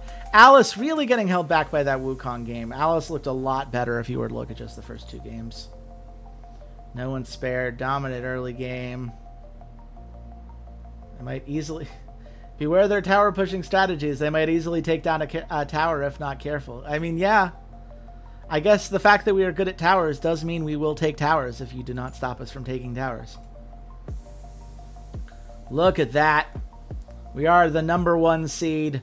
We are promoting up to Division 1. We done did it. Okay, so we've received a transfer window budget. I'm actually going to read this text this time because something that I have not figured out, but I know I am capable of doing, is signing youth athletes that I can train up over time. And I don't think that's been available in any of my playthroughs before this, because I was playing on playthroughs from the demo. I don't think that had been in. We're not selling our players. We can use the transfer window to acquire players. That much I understand. Love you guys. Let's go. Look at that. Completed both goals. Got a good budget. New season. We got Bigfoot, Crank, and Lady Deadfire coming in. Bigfoot's very good. The computer almost always bans it. To the extent that, like, it's almost good because you know the opponent will waste a ban on it, even more than it is good because Bigfoot is good. I like Frozen Stiff. I like Frostbite. Like, it can be quite strong as a tank that just whittles your opponent down over time. Lady Deadfire is the winner here. Her Dark Flame, she can do a crazy amount of damage even from the support position. She has a lot of ways of maneuvering opponents around in ways that are helpful to you. Applying those stacks, really nice. And the damage amplification is great. Crank is good. I think Crank, Endless Vengeance is not as good anymore. Because the rounds in the field, it's every 2 rounds rather than every 1. But it is also, after each action in a fight, which means that I do think that you can still make use of it. I still think it's good. I just don't think it's as good. I'm not going to go out of my way right away, at least. So this is interesting. Fight rounds increased by 1. It was decreased here. 2% max HP per round. That's fine. When you get a kill, you get a gold device effect. Oh, boy. So kills increase your farming efficiency, but if you get killed, it all transfers over to the person that killed you. Oh, no. But that's going to get weird. Okay. We got our new band, pick band. We love to see that. Okay. So Dragon, it's around 40 and 60 now, so we actually get some early dragons. It is bot lane at round 40 and bot lane and jungler at round 60. You got the Dragon Bless, which gives increased crit rate. Okay. They sound not broken at all. Yeah, no, for sure. Don't worry about it, Jedi. No, they're this game, all about fair and balanced. I don't know which character you were referring to, or if you were going to the new gold device effect, but yeah. There are some people that are going to get very strong with that. Specifically, Baji, I think, climbs up the power rankings because now the crit rate bonus for Dragon Bless is a thing. And anything that goes over 100% for Baji turns into crit damage, which means, yeah, gold device. Yeah, definitely normal and good for sure. Yeah, no. Balanced indeed. We'll have to make use of that. 50 and 70 for Herald. This is top jungle mid lane, so it's the top half of the map. So bot half for 40, top half for 50, bottom half with jungle at 60, and then everyone at 70. And Herald blesses for attack power. So definitely some characters that can make use of that, especially characters that have, like Zealot, right? Because it makes the multiple clones off the base attack. Or you're looking at someone like Alemi, who these multiple attacks in a turn. Works really well there. Kaimatachi, probably very good with this. Final fight is round 80. So does not go as late as other games have. No Colossus. And you look at the scaling. Okay. Outer towers are more fragile. That is interesting. Scaling, it does start stronger, but scales a little bit less. How many rounds would it take? It gets to 150 in one in round 2, 250 round 3. So at round 3 they become equal, and then it's less damage over time. Inner towers, I think the front loading here for inner and Nexus, I'm totally cool with that. The fact that those towers are not more fragile, totally fine with that. Okay.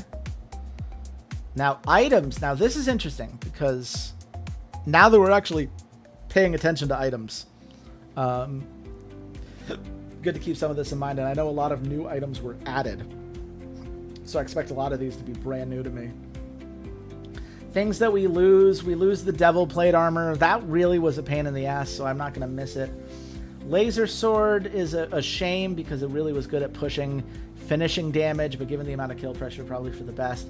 Stealth Dagger, I'm going to miss dearly because we were playing a lot of Neil's, and Neil's benefits from that. Though we still do have the Vampire Fang, so that's good. Pour one out for Isolated Penguin. We'll always miss Isolated Penguin. And Piggy Bank I like a lot more than Midas Touch, so that's a bit of a shame. But what do we get? Overdraft Pill. For the first round, gain 80% crit rate at 100 attack. Oh my god. Wait. Baji though? Baji? That's 100% crit rate and 100 attack power? And all of the surplus is going to go to crit damage?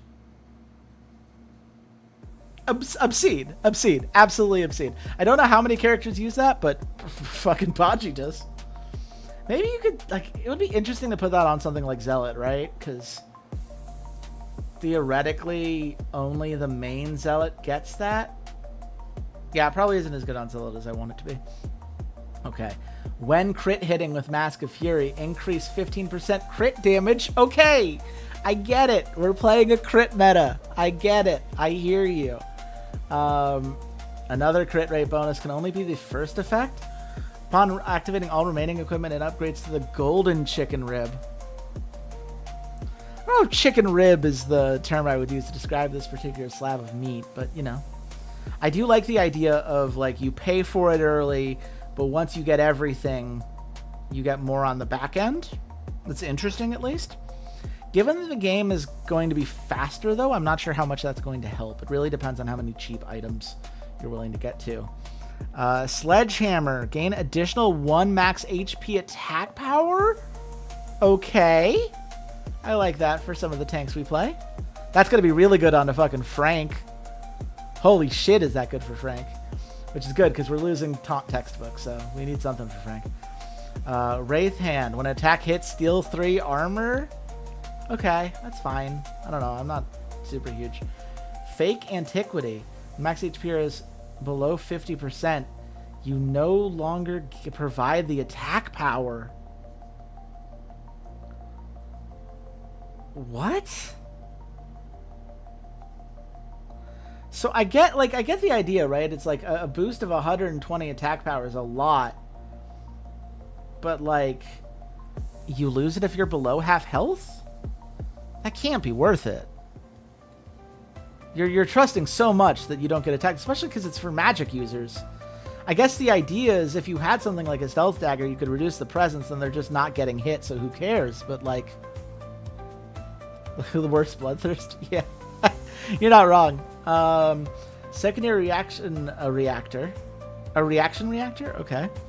If the attack hits, increase the attack power by 5% starting at the beginning of the next round. Okay. So as long as you keep hitting, you keep scaling your attack power. That's great for something like Kid.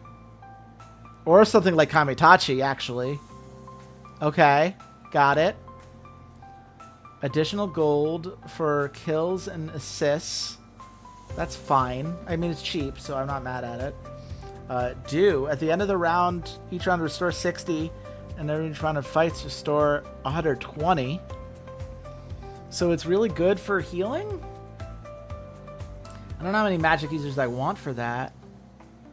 Like, I guess it would be a fine, like, second item for Niels, right? Because then Niels is guaranteed to be at health, so the Vampire Fangs give him shield so he doesn't get stunned. I can kind of see that working, but it doesn't seem like great. Giant Helmet, only the last equipment, but a lot of stats. I think that'll be kind of the last build for basically every tank. 4,000's a lot for that, though. But that does show you, right? Like, this is why Fake Antiquity works this way, is because the 120 for 3,600 is still really good as far as rates go. For each equipment activated, gain 500 max HP. I am noticing not a lot of cheap items, which makes me a little bit worried about stuff like you need like chicken rib, big vest, maybe like a mutual aid. Yeah, there's just going to be a lot of, I don't know, maybe Midas Touch is going to become really good because you need to get that gold, which would mean someone like a Needy becomes very good because you could deal a lot of field damage. I don't know, interesting. While this hero is alive, other ally units gain 30 attack power? Okay. I mean, Digo? Because Digo can't be targeted until everyone else is dead, so that's just 120 attack power across all your allies? It seems quite good. Angel GG's Redemption. We got Redemption here. When you participate in a kill, all surviving heroes share 50 times level shield evenly. That's huge. That's really nice on supports. That's a really nice support item, actually. Okay. AP plus 100 sword. Yeah, here's 100 back. See, this is why, though. Like, I don't know what Fake Antiquity is doing here. for 600 gold, you get 20 extra attack power, but and 400 max HP, but you lose that attack. Yeah, that's not. We're not playing with fake antiquity. That's not happening. Potion bag. At the beginning of a fight, all ally units restore 15% max HP of the equipped hero. So you put that on a tank and all of your guys heal up. Okay. Interesting. Oh, hey, all of our athletes want to learn new heroes. Hell yeah. Let's do it. Man, do I wish I had more training points. Okay, Alice. Am I willing to unlearn something? Because I really don't want to spend 350 points right away. And we're going to have our... yeah, we're going to... I mean, I think we're going to want to have the others. I mean, I guess, like... The question is, what are we replacing elsewhere? I'm probably comfortable replacing Dylan, because I'm not hugely in favor. Like, it would be a shame to replace Lan, but I'm not really going to be utilizing Lan. Actually, no, Mid-Niels gets to go. Mid-Niels is the thing that we're replacing. Which means we're actually fine doing this, because we can go into the negatives on training points. Master Bigfoot. That's going to be huge. We'll increase the effect. I don't like increasing the cost of cards. For mid lane, we're going to do that here. Get out of here, mid lane Niels. Sorry.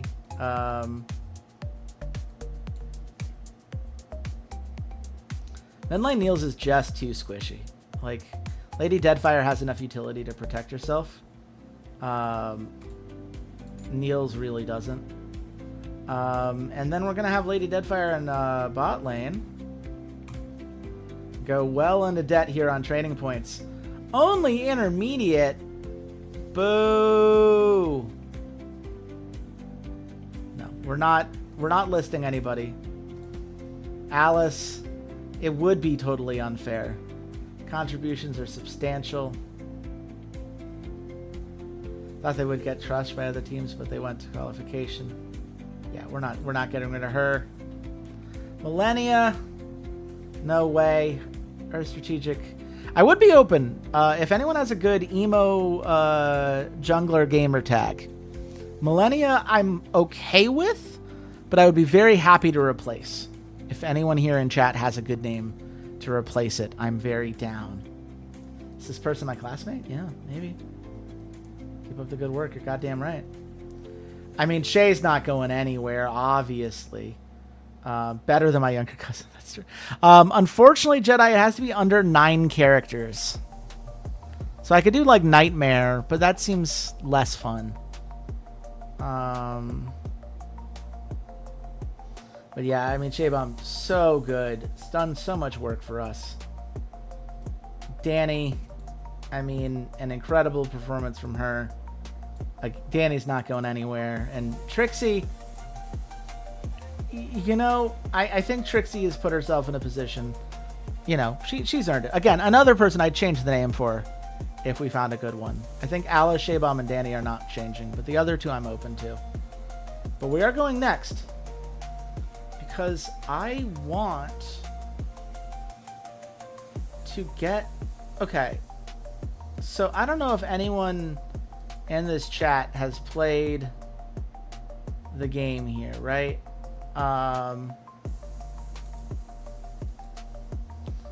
But if you have, I would love information on how I can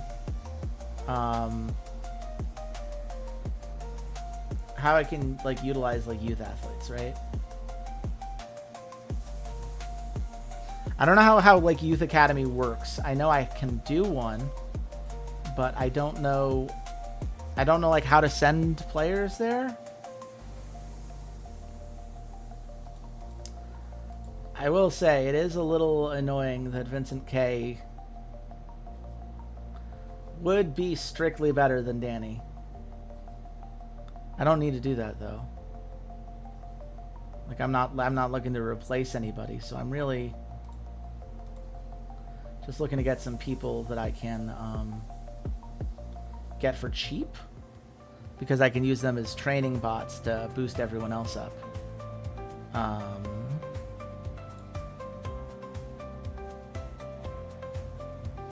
But yeah, I do not know how to actually send someone to the youth academy, so that's a little bit annoying right now.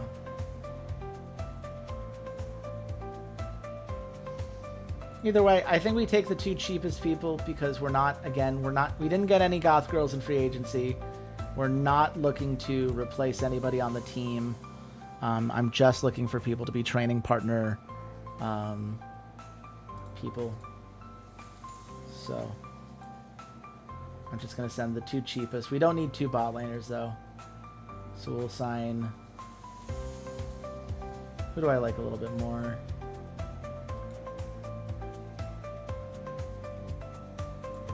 Yeah, I'll sign you Courage. That's fine.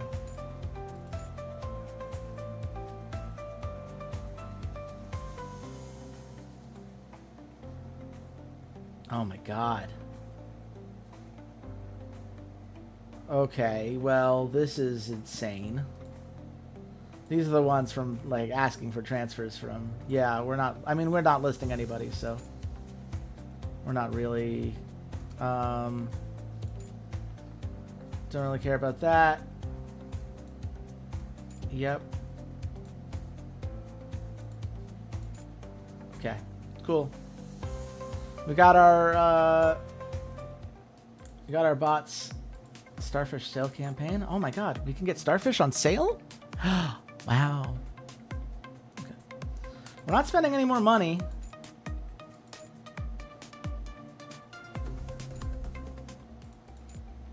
And again, I just don't know how to send people to Youth Academy.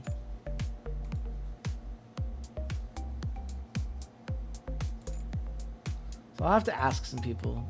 We haven't gotten any good, like really great sponsors, unfortunately. We're still kind of climbing our way up, I suppose. Where are we rank-wise? We need to win 24 matches. Oh no. What's our upgrades look like? We still got stuff, but like, oof. Oofa doofa. 10,000 followers or be a Premier League team. 5,000. They just care about followers.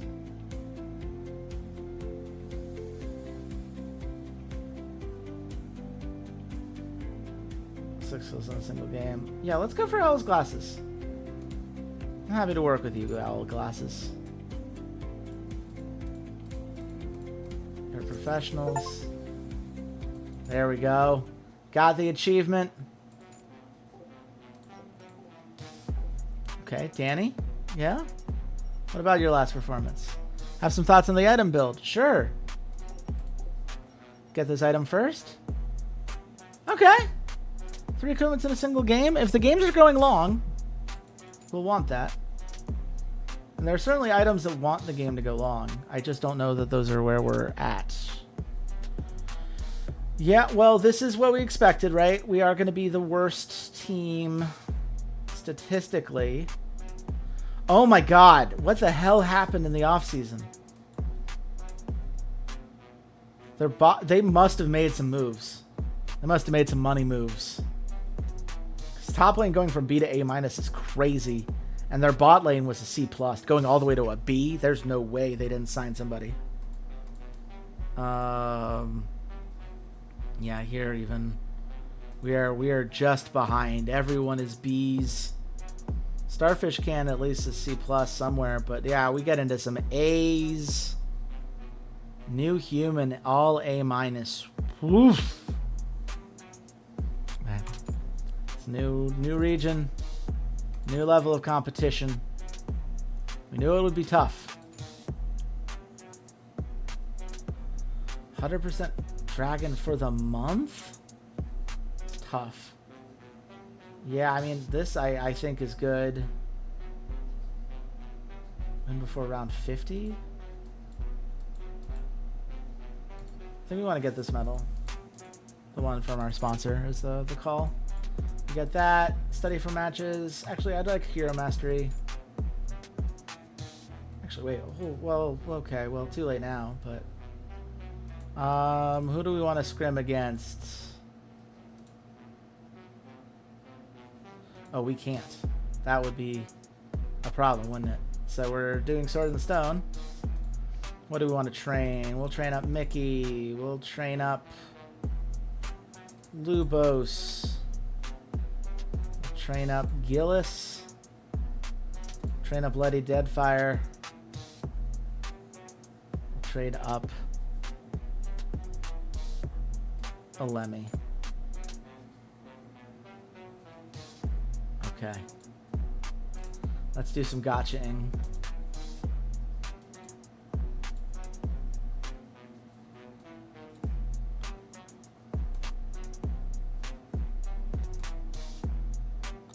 Probably to like 300, I think is safe. Okay, cool. So how do we want to do this? I'm gonna move some people around.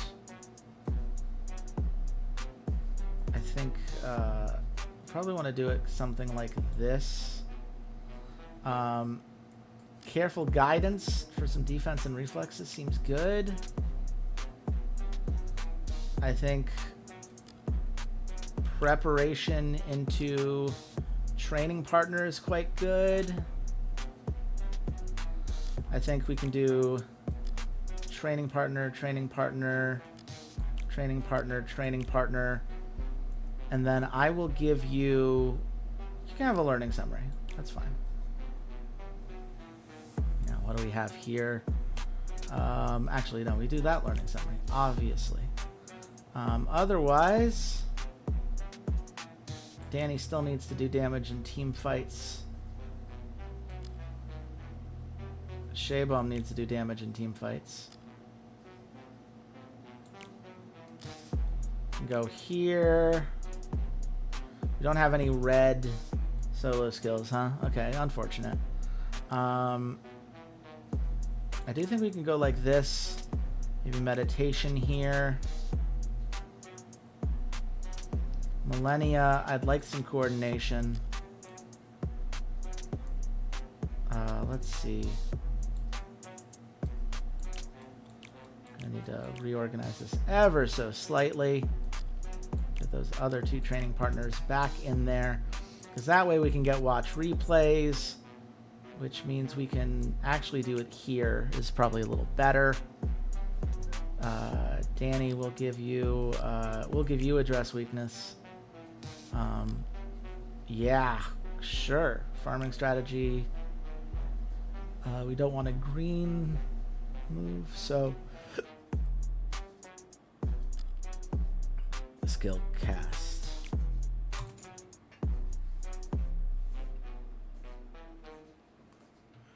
And you can see how having these new players that we will never use, I have no interest in ever playing them, but they will allow us to get those extra training points, and that's worthwhile. Now, I really wish I knew how the Youth Academy worked. I truly just do not understand. Okay, Alice needs a plateau. What are Alice's athlete cards again?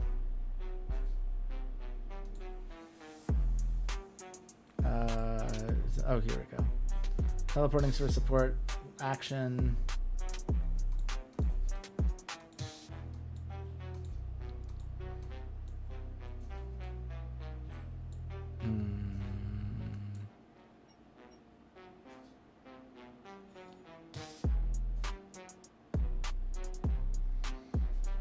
I think, like, if games go long, these two work out great. First Blood is too tricky. I'm just going to go play 15 cards. I think it's consistent. Shay's live streaming. Dive in and out 7 times. Got a double hill single-handedly. Gonna wait for your teammates? Uh-oh. Shay's getting cocky. We're gonna get a new medal here. Kill participation over 60%. That seems good. We're going to need to do some live streaming and fast. Who has more fans? Shay. Please get us... Oh, not enough. We're going to be at a deficit for a while. But that's okay. If you look at Alice's pool, we're in a really good spot on that. Everyone else 7 spots. I feel all right with how that flamed out. Okay, so here we've got as good of a champion pool. Our bot lane and jungle are equally good. We are behind in mid lane by a lot, and we're behind in top lane by just a little bit. So this is our first game in League 2. We have the fans on our side. Can we beat Sword and Stone? It's going to be a big ask. But it's time to make some big moves. What do we want to ban? Remembering our version rules. We want to ban anything that's going to scale a lot from like crazy amounts of gold. We're on blue side, so we're taking Baji. Like, this is a Baji lane if ever I've seen one.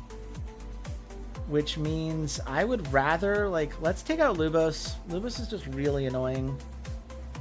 They take out Baji. Yeah, you kind of have to. They also take out Niels, which is really annoying. Those are the two things we really like to play. Let's take out... I actually don't mind Bart because we have the ability to have like a multiple magic damage comp. So instead, let's take out Hakuna, because Hakuna has huge abilities to force fights we don't want to really be in. And let's take out Fatty White, because we're not going to first pick it. Okay. They banned Dylan. So I think our safest first pick is Kid, actually. I think Kid is really good with what we have planned here. Puts their jungler in a kind of interesting spot. I feel good about this here. They go for Ada Paisai.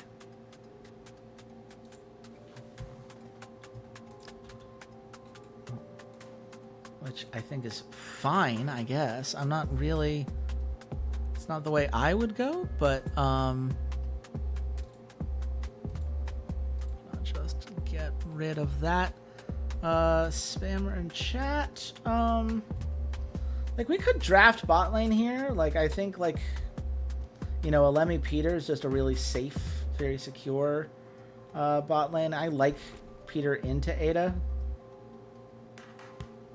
Yeah. I think a Lemmy Peter is just a really nice lane to build around. We get to... They get rid of Lan. Fascinating choice. Not sure I understand that one completely. Let's get rid of Burial. Let's get rid of Wukong.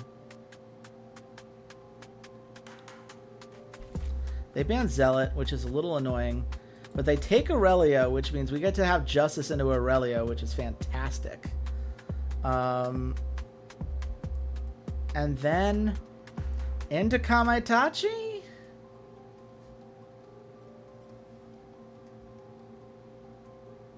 Let's go Manta. And they could rotate. Yeah, they're not going to. That makes more sense. I was going to say they could rotate Aurelio into jungle and then have taken maybe something like a Bart top. That would have been annoying, but as it stands, I think we're in a good spot. Let's go for unlocking the 3 kills here. I don't like Fake Antiquity. I'm shocked that they're trying to make me take it. For Justice, I like more just pure attack power.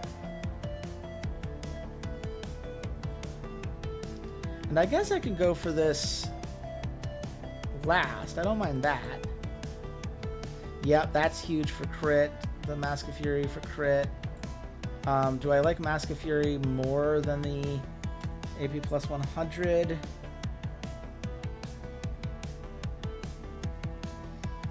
Kinda? No, I think we need the attack power. I think that is the right call. Sledgehammer for max HP, I'm cool with. But I think if we're going for max HP... Is there another HP item that we could look at? I think we probably, what we do is we go this and this, and we can actually get to that golden item faster? Oh, it can only be set as the first equipment, huh? That's less good then.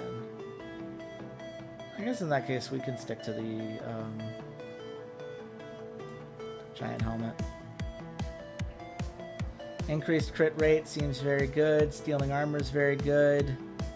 I don't know, big vest is what we need here. Kind of what I want to do. Midas hand, we just don't gain as much. We don't need that gold at the end of the day.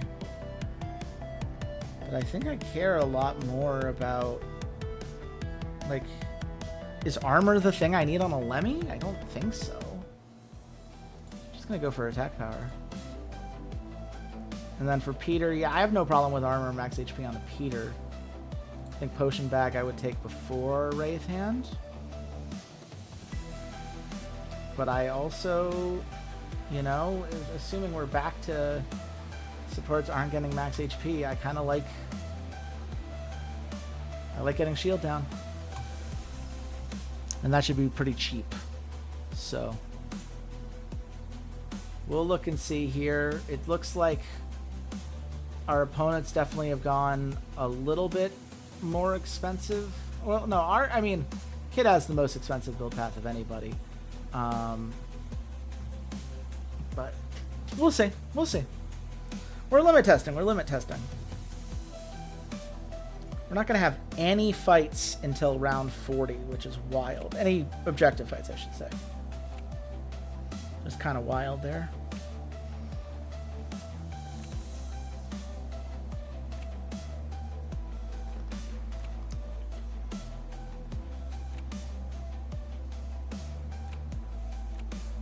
Okay. I have the dive I want.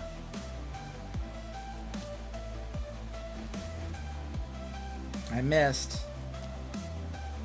But conviction combined with undercurrent, this should be first blood.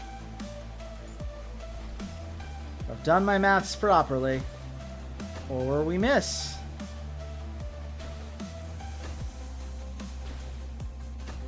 I mean, we were a little bit off on damage, so my maths was wrong anyway, but that sure is annoying. Heal there. Yeah, okay. They could go for a gank on top lane. I don't know that you'd want to, right?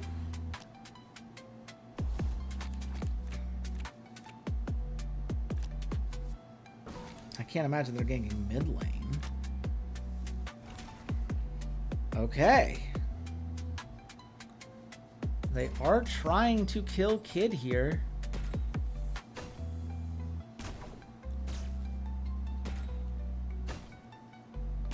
Which, yeah, they're not going to do it. We almost got the kill. Okay. I thought for a second, Maizu, maybe there were enough 5 cards to attack a random hero. We could have lost that 50-50, but luckily it looks like they didn't have enough cards to discard.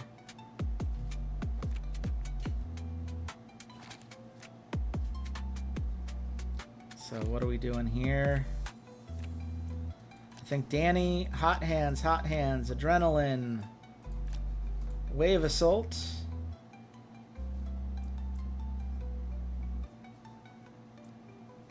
Rethink.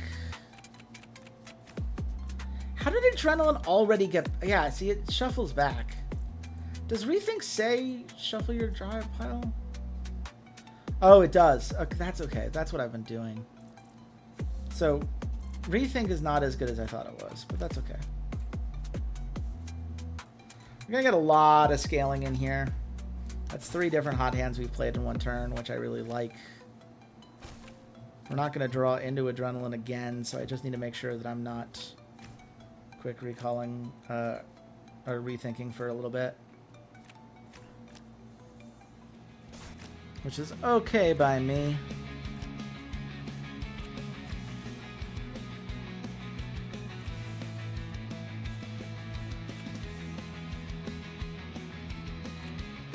We're just hard winning this bot lane, which is not exactly how I expected this to go, but I'm also not mad at it.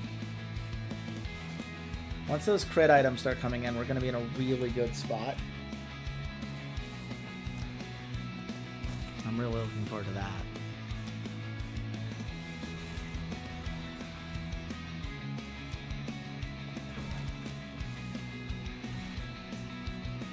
Chain of War onto Manta, not exactly what I was hoping for. I think I need to take this off as a counter. I don't, like the one-on-one, the crit rate is why I thought about it, right? But, I mean, if you have that level of shield, then it doesn't really matter, does it? That is going to be first blood. He had the attack power bonus. That mid lane just really far ahead in lane, which is why we're going to need to scale here in a second.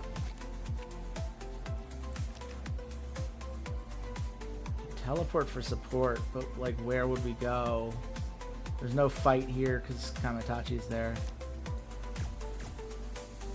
First blood turret is very nice. That helps a lot.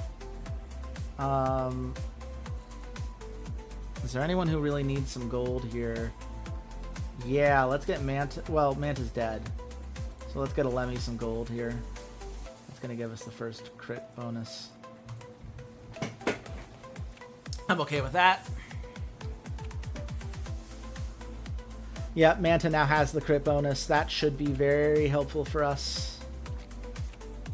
Heading into this next fight, which is a bot lane fight. And bot lane's the lane that we're winning.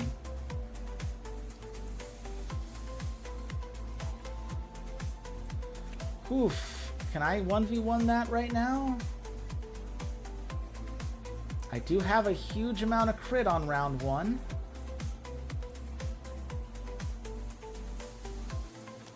Let's Wave Assault. I'll give it a shot. I'll give it a shot. I don't think it's going to work, for the record. But I think 962 on turn 1 is very good. It's Ada providing the shield to Wolfgang that's actually doing wonders. I think there's a synergy between Wolfgang and her that I had not previously understood.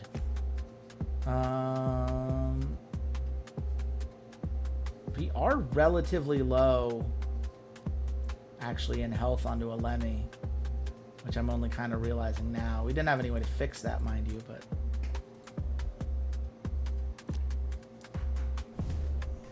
This first dragon fight may not go our way if we're not careful. Now, Peter does absorb a lot of damage, right? They shouldn't actually be able to attack a Lemmy till round 3. So I'm going to go for it. We only need to kill 1, and they should waste a lot of attacks. We just need a Lemmy and Peter to be consistent on who they are attacking. Preferably Ada. A Lemmy has yet to hit the same target twice. There it is. There it is. Just keep going on Ada. Just keep going on Ada. There it is. Not first blood, but kill onto the bot lane. A Lemmy being low in health did not matter because Peter is so good into a single attack unit like an Ada. That bot lane really, really strong. Feeling good about that. Should be able to go first here. Now, 8% crit rate increase. Give it over to Manta for sure. Now, what can we do here? Rapid shooting. Incredibly deadly.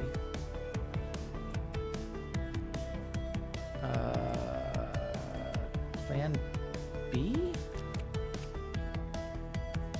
Okay. Well, and they heal Peter back up. And let's make this a game. Can your bot lane stop us? The answer should be yes, but...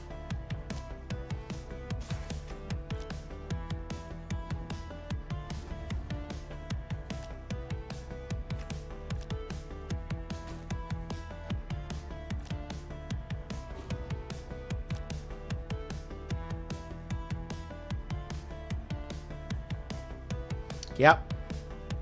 They are not able to stop us. And that means we win game 1 of League 2. And Peter MVP, absolutely. It's a low kill game, mind you. But we certainly don't win it if it's not for Peter tanking up all those hits in that fight. You're not going to see a lot of high scores here. The game didn't really go in long enough for us to have them.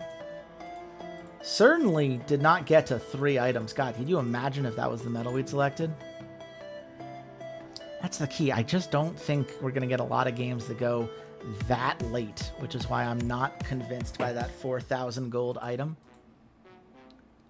We didn't play any Alice cards. Oh, I should have been teleporting for support just to play cards.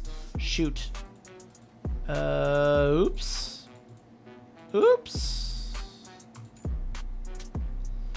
4% farming efficiency. Yeah, I'll take that over that max HP. Don't need that. Don't need that. Don't need that. I'm all right without that. Yeah, reducing the cost by 1 and adding a second Death Finger for sure. Shay, Eye of Judgment. Okay, yeah, absolutely make him stronger in those fights. I'm just gonna put that as synergic right there.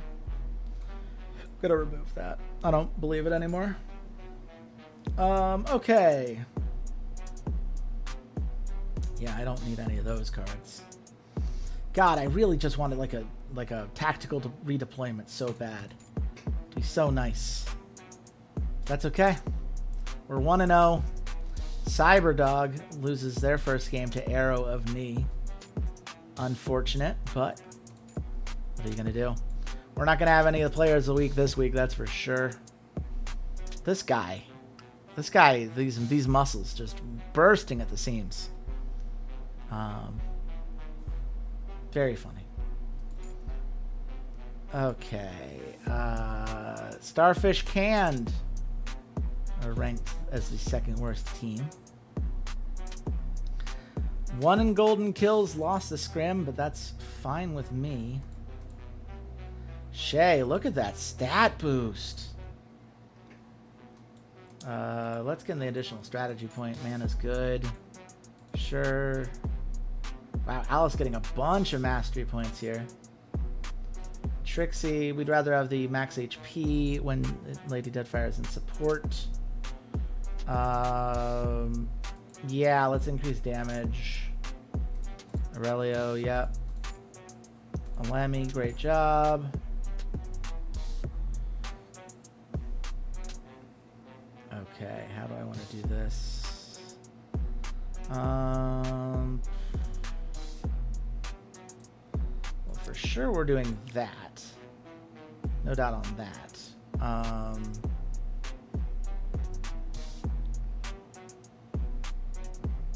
Is there anything else we can really do? It's like worth our time there? I guess I can do another dodging.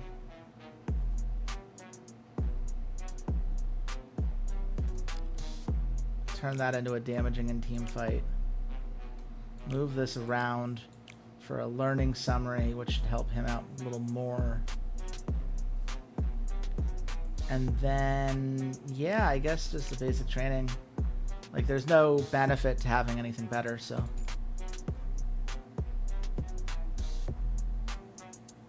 Congrats, Courage. You got some stats this time around. Really? You're getting a ton of stats. Yeah. There we go. Maybe statistically, compared to Danny, closer than I want it to be. But that's okay, Danny. Your job's secure. Don't worry about it. Shay is our most popular. Critical success. Thank you, goodness. We needed those points. And now we go in here. You can see Shay, B- in mid lane. We're feeling great about that. That matches here. Same with the top. Our bot lane is just a little behind. Our jungle is substantially behind. But that's okay. If anything's going to be behind, I'm actually glad when it's jungle. There isn't a lot they can do to increase the pace of their jungle. So it really just becomes a gold thing, and we get more from being efficient, I think, at the end of the day than anything. Okay, they have banned Kid. That is annoying, but understandable. They don't have Baji, which is great for us. It means they have to ban it or we're going to get it, which is good. I think we'll ban Bart and Wukong, just so that way we can play Tiger Boy pretty safely. They banned Peter. They banned Niels. So they have learned that Niels is our guy. That's good to know. I think the AI is getting a little better with all the updates they've had. With Peter out, I'm just going to ban... Get rid of Lubos. I don't like Lubos.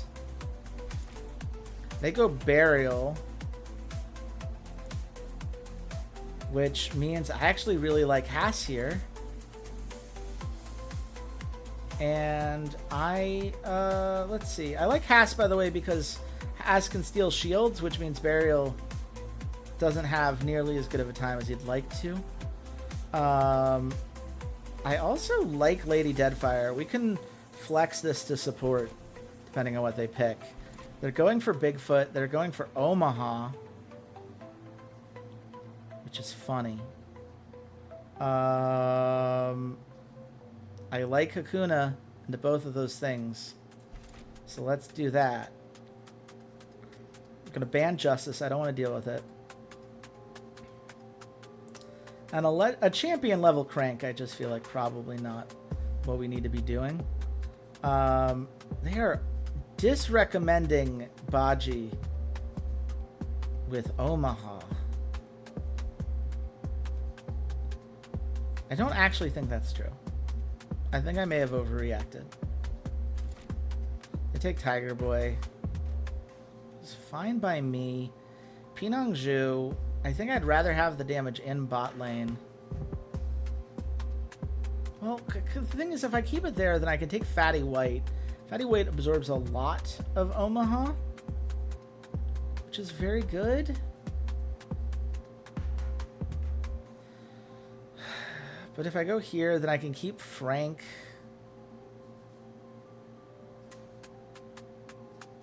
Which I think is important for us. This comp. Yeah, I'm going to go Frank. See how that goes. Yeah, we're not doing that. I don't think we're going to get that far. Kill participation. That I believe in. Okay, Haas, that attack. Giant helmet. Let's get rid of that. I like Sledgehammer a little bit more. For the vest, I'm fine with that.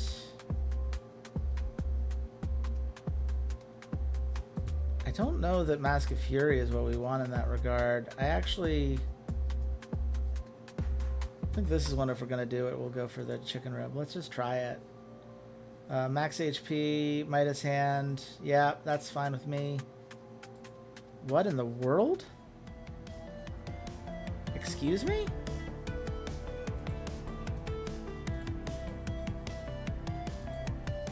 Hey, Believe it or not, we're going to start with crit on Baji. What is the game doing? Okay, that's fine. Yeah,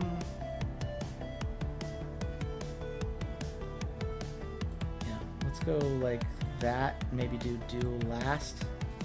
Yeah, I'm happy with that. I'm happy with these items.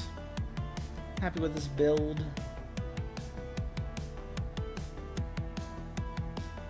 I think the reason I didn't like Baji into Omaha was specifically because, like, okay, so you crit with Baji, but you crit hit the bird. What does that give you? Not much.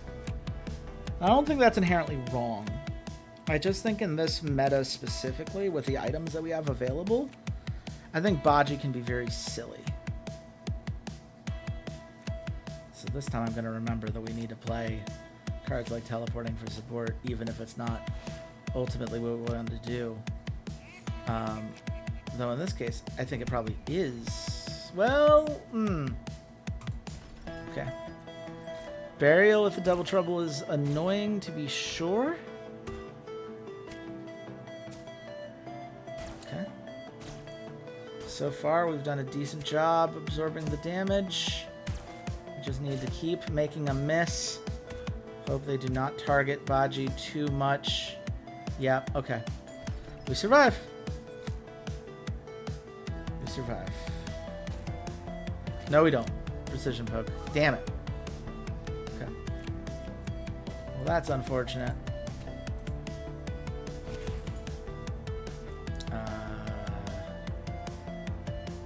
I mean, we could have hunted in the shadow first, I suppose. I think Shadow Blade is good to hit here. Getting 140 gold here is probably good. Hot Hands. Gonna teleport back here for support. And we'll end a round early so that we get to attack before they do again. It's a shame to lose First Blood there, but if they're going to spend 4 members trying to get that, then, you know, it's always going to kind of be the case, right? Lady Deadfire. Really, I wish it'd gone back to base by now, but did not happen. So now we get to play a very different game. Fisticuffs. Yeah, y'all can attack each other. That seems cool. Fisticuffs. Keep attacking each other. That seems even cooler. Look at all that max HP that Frank's getting.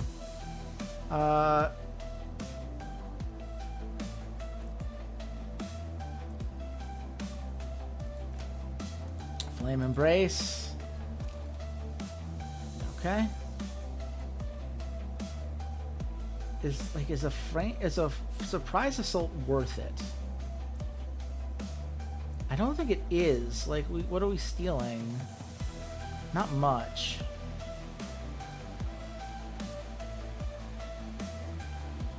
We can quick recall because I don't want to get ganked next turn.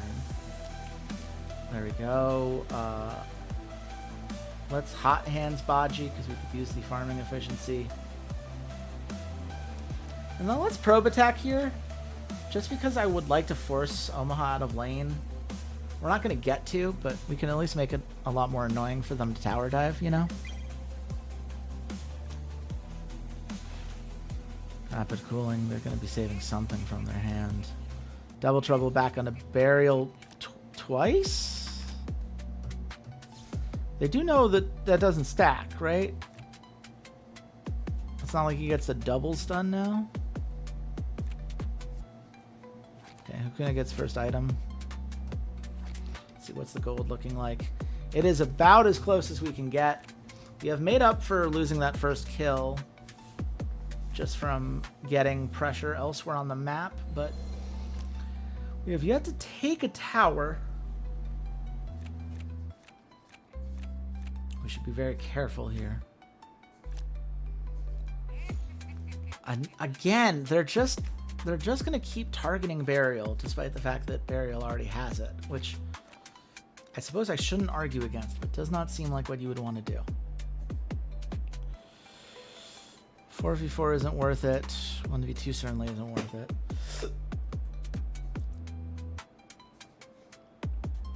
Rocket Punch is fun. Hot Hands, Hot Hands. Rocket Punch. That top tower is going to come down sooner than later.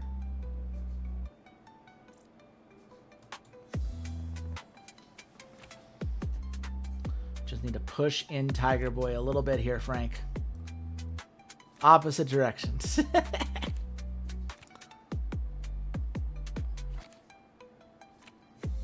okay. That's okay.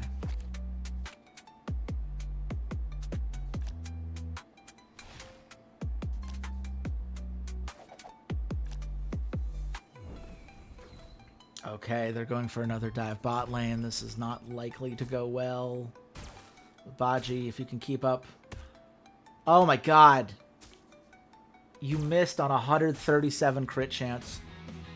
I mean, I know it was the bird, right? So, like, it would have been annoying for a different reason. But god, if you could just not miss. At least they don't get a kill yet. Do they have any mana left for that? No, thank goodness. Okay. We got First Blood turret, so the plan did work. Fisticuffs. Fisticuffs again. That gets Burial Dead. Fantastic. Furious Charge.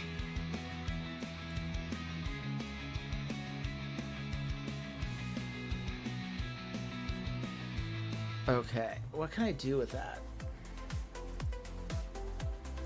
Not much. I think this is definitely Shadow Imitator. Steal from Tiger Boy. That'll be a nice set of stats there. Furious Charge, still worth doing, right? Because it's still damage done. Does Scavenger get us anything? Discard's not worth it. No. No, I don't think it is. So we're just gonna let it ride. Do we go for this 2v2? I think we do. I think as long as we don't hit the fucking bird.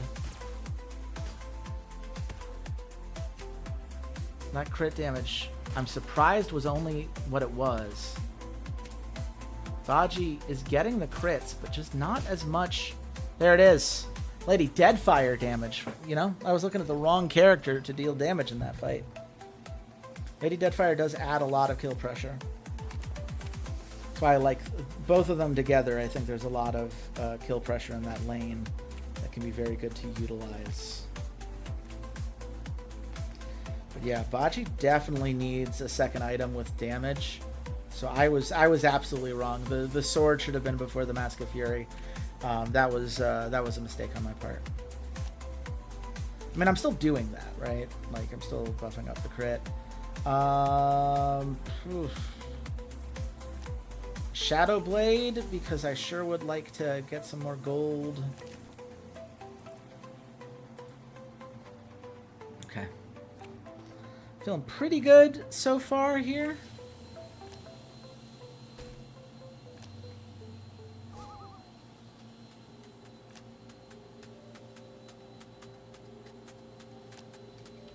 Let's see. Gold lead's now 3,000. Okay, wow. Yeah, we're doing even better than I thought. I think that dragon really goes a long way for us. That should make this bot lane really hard for them to hold. Now we go for the Herald fight, which they did send the bird up to. I am willing to go for this. Oh, they back off. Wow, okay. I actually thought they could win that fight just because Bigfoot could really hurt a lot of what we're doing, but I guess Haas would have stolen a lot of buffs and that would have been a problem. Keep pouring the damage there. Rocket Punch onto the inner tower. Let's see. This is a good rethink angle, I think. Fisticuffs. Just keep getting Frank more of that max HP. I think always worth it. We are going to get a turn here. I guess if they could move Tiger Boy over, like, the 3v2 is a little annoying. I think the thing I've most been surprised by is that Burial hasn't done anything. Like, I haven't seen any charges. I haven't seen him setting up for that dive. Maybe he charged into one of those 2v4s, but the 2v4 hasn't been working out for them because they've been missing a lot of attacks, more than I would expect given that they are meant to be better than us on paper. But our bot lane just keeps pushing through.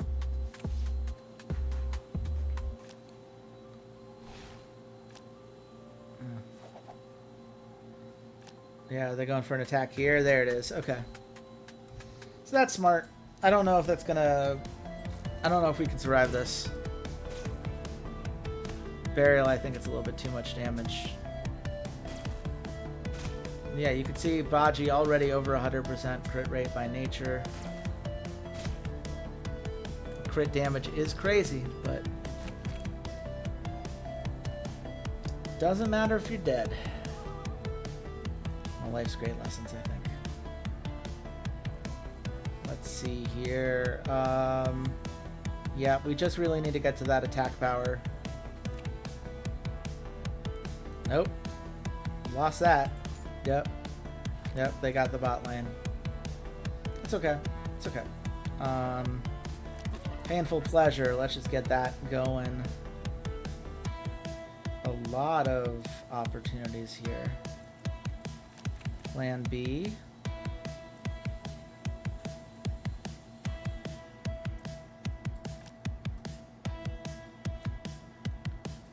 Yeah, I think we're going to just 2v1 Tiger Boy twice and hope that we get a kill. 3v1, excuse me.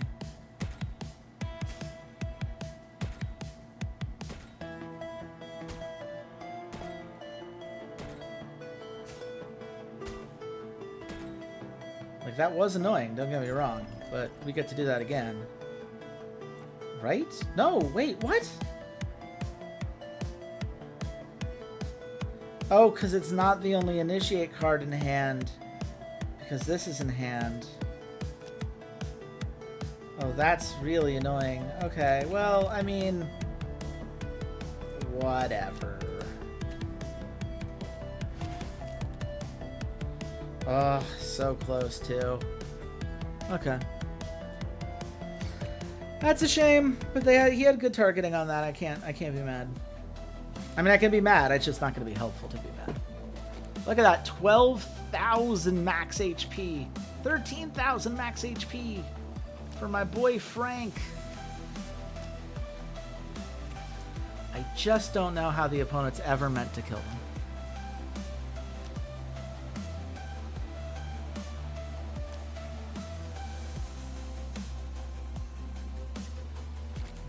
Get Hass and range for Shadow Blade. Yep. Because it is one of those, like, I just need to keep playing cards. We played 7. I don't think I can convince myself to play Prepare for Action for nothing. I do think I am selfish and I do the Baji thing here. But I'll go for this Herald fight. Okay.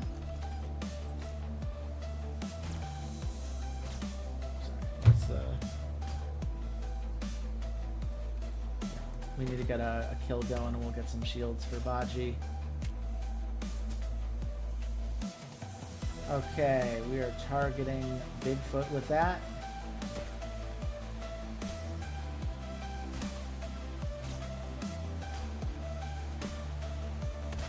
Okay, Bird's dead. Obviously hate to waste 1,000 attack into that, but, you know, as far as things can go, much worse options out there. Frank already at 891 attack power. We have only begun.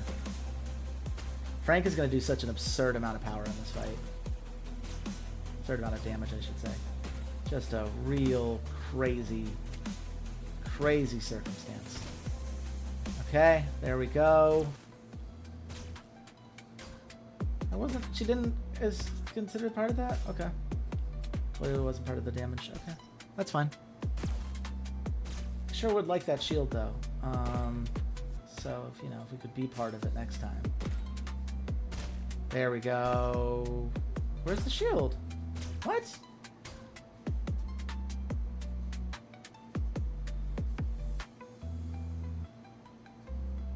Participates in a kill.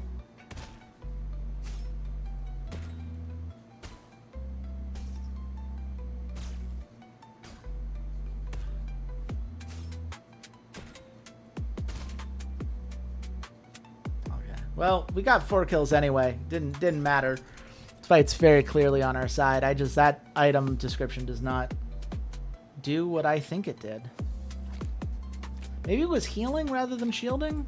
I think I saw something on the Discord about somebody else being confused by that, and that maybe being the how here. We are seeing 4 of our 5 champions already. Look at that gold. Look at how far ahead. Well, because the gold device.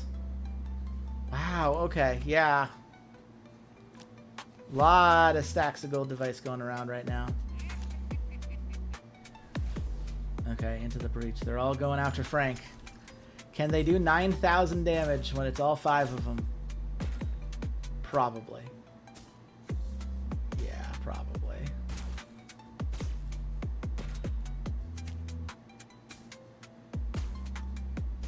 Yeah, oh well.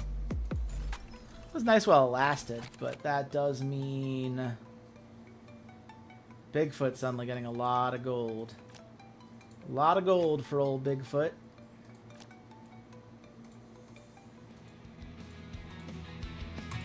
Steel Burial this time. I think we could use that huge attack boost. Flame Embrace. Let's get it onto Bigfoot. I'd really prefer for him to not be a thorn in our side. And this time I am quite literally just playing it. What? Okay, fine. I quite literally did just play that to get the card procs. We're at the late game now. Oh, it's a final fight. Okay. Yeah, so 4 of my 5 people would have gotten it. Yes, a couple of these. I think we would have gotten there. Like Wraith Hand, I think we get to, but whatever. Can you rocket punch the Nexus quads? Yes, you can, because the Nexus counts as a turret. And so you can absolutely rocket punch the Nexus. And I have had a game in which I rocket punched the Nexus to win the game. It's very silly and always a good idea. In that case, if I'd had the ability to do so, I didn't, only because either I didn't think I was going to get the kill at the time, or because I'm trying to do a breakthrough quest, so it wasn't as helpful for me. But it is absolutely a thing you can do. Welcome to the chat, by the way. I imagine you have played this game yourself. I hope your run is going well.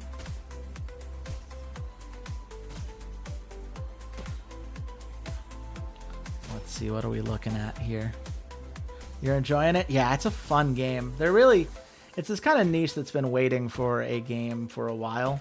Like, Teamfight Manager was fun, don't get me wrong. I enjoyed Teamfight Manager, but it is not a MOBA, right? It is an arena fighter in which people have MOBA-esque abilities. This really recreates the nature of the game, I think, a lot better.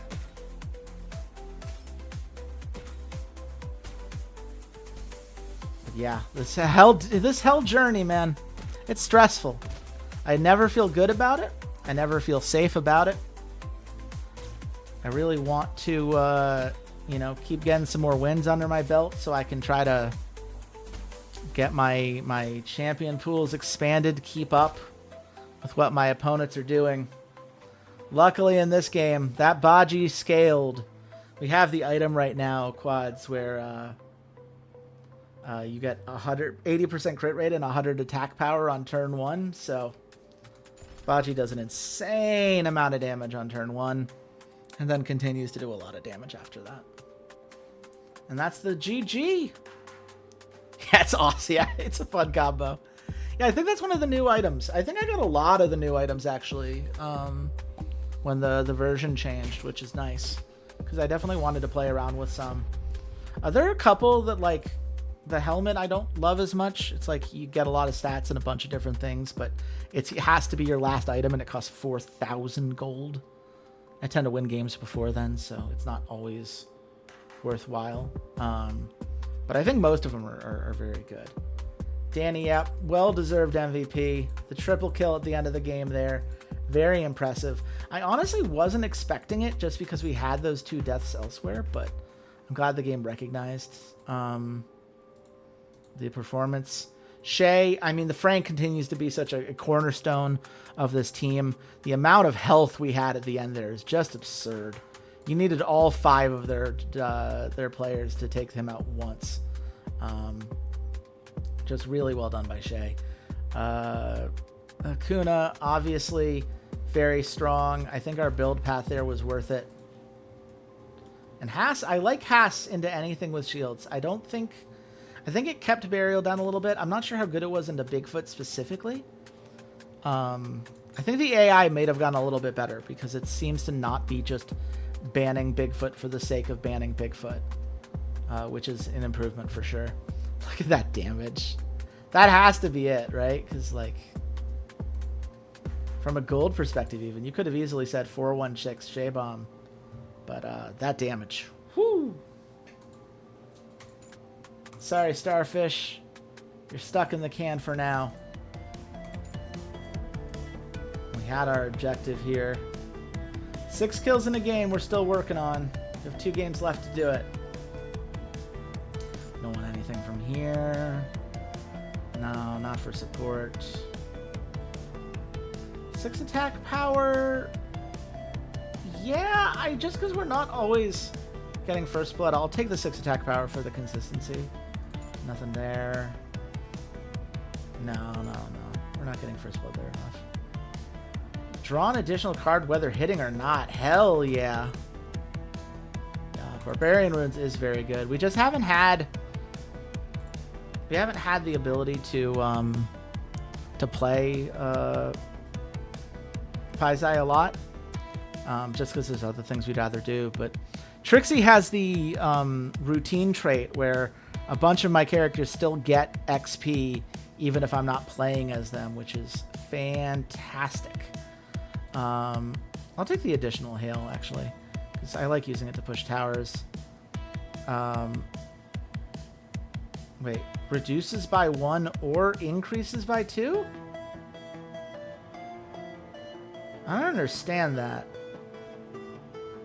It's random? Yeah, I'm just gonna max HP per gold. I'm not sure I quite understand how that goes in. Synergic. I also want to make sure I have listed here correctly. Very good with Charon, because Charon can give you the extra gold. So can Tivi, actually. I wouldn't mind either of those. Who does Baji counter really well? I mean, I liked it in the Burial there, but I'm not sure I would call it a counter. Probably something fragile that needs to rely on AoE like Gang, right? Because you shoot Gang once and suddenly he's not doing that AoE. I'm willing to go with that for now.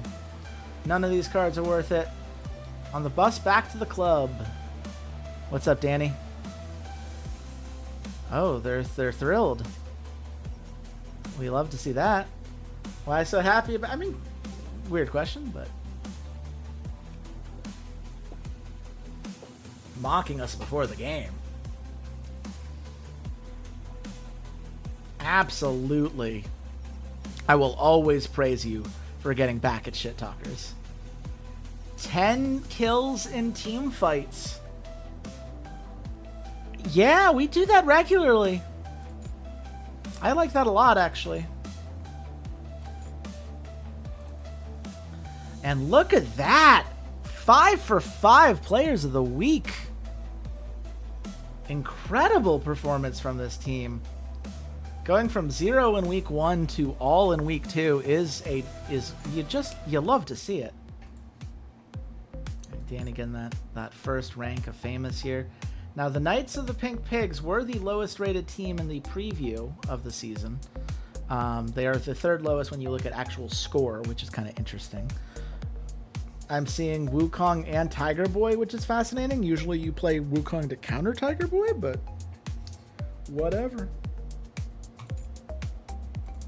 Yep, we'll get that there. Yeah, we gotta get the intensive training +1. That'll be massive. Let's look at the skill tree. Okay, well,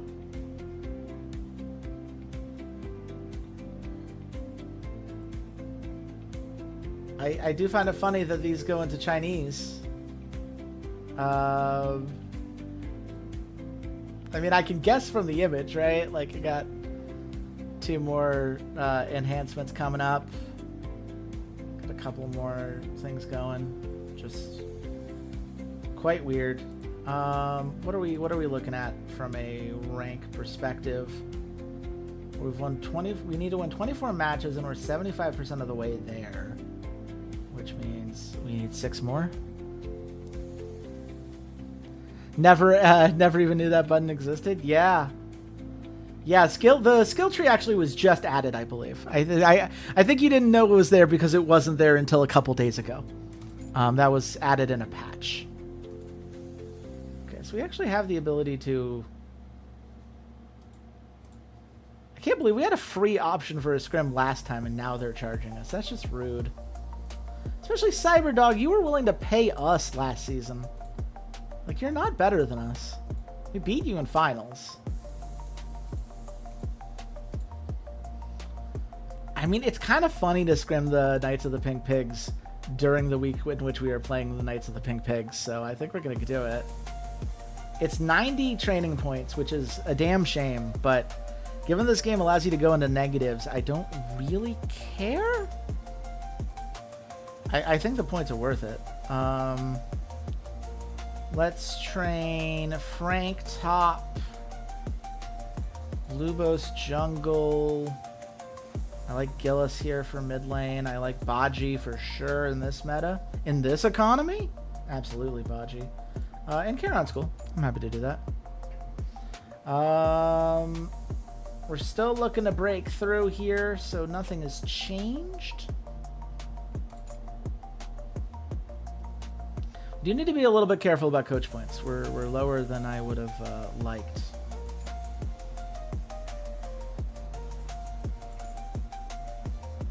But I don't think there's much we can do about that.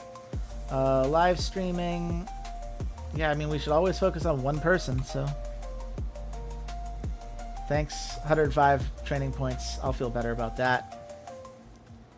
And now we go into the Knights of the Pink Pigs. As you can see, we are even in the jungle. We have a better hero pool, which is nice.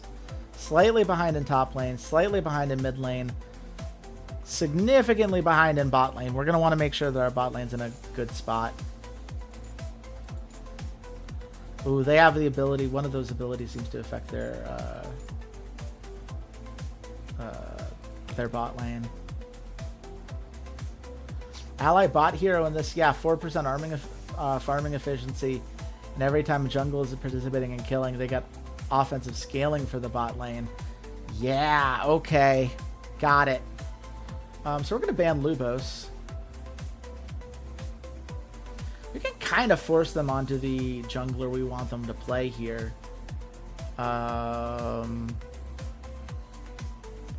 Is that worth it? Yeah.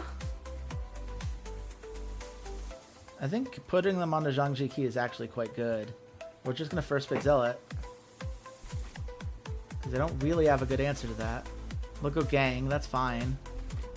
They have to go Zhang Ji Qi. Because if we picked it, they'd be in a lot of trouble. We're going to go... Let's see, now that we have Zealot, we definitely go Kid.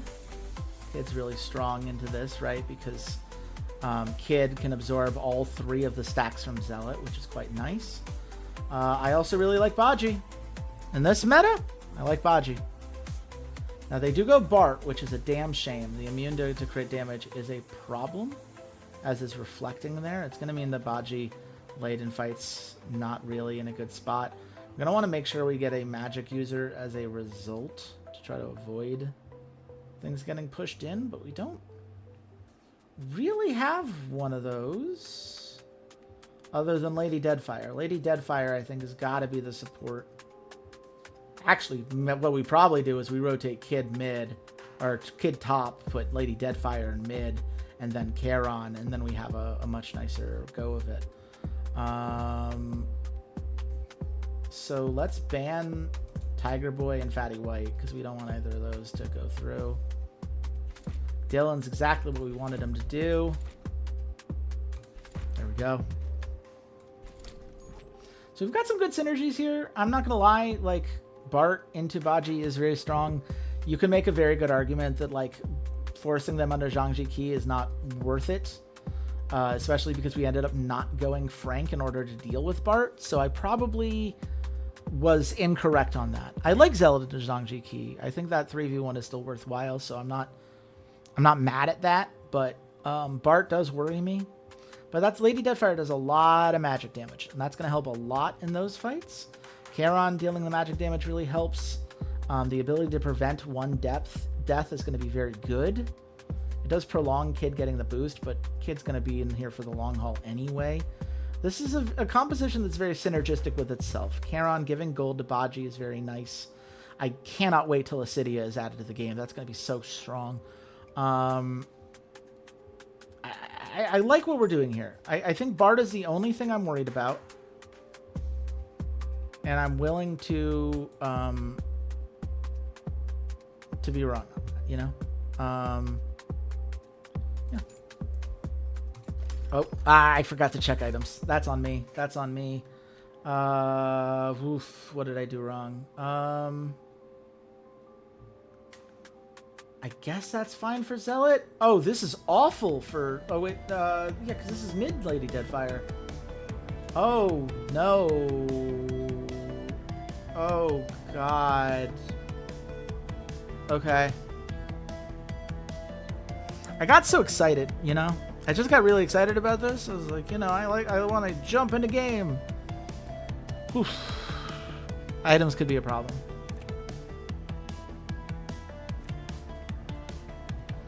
Especially for Lady Deadfire, right? That's a lot of damage we were really relying on. It's just not going to be there naturally. It is going to be supportive. It'll help in other lanes. It's just not really what we wanted to be doing here. But that's okay, because we're going to try to win in bot lane. Yep, that helps quite a bit. Just need to win faster? Yeah, that's fair. You are not wrong on that. Push a tower. Still damages both of them. Let's hot hands before the fight. Let's get them. If we can just focus down Gang. It's a 50-50 shot. Gang doesn't do nearly as much damage with his AoE as Niels does. I usually don't like Zealot into Gang because of that AoE, but if we could just focus... Oh my god, you missed. Okay. Whoo! That could have been bad. Not gonna lie to you. That could have been bad. Reshuffle that.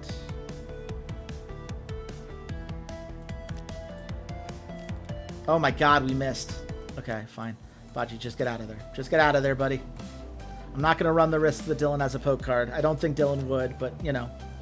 If I'm wrong, you die, so... Oof. Missing on the Ignite there is brutal, but that's okay.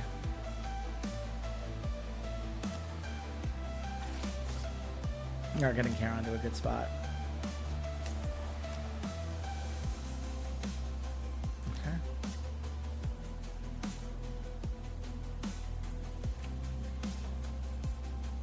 They're going to get to act before us, which is a little annoying, but, you know, I'm okay with that. Getting the rocket punch. Turrets are relatively fragile, so if I had any faith that we could win in that top lane, I'd probably just do that.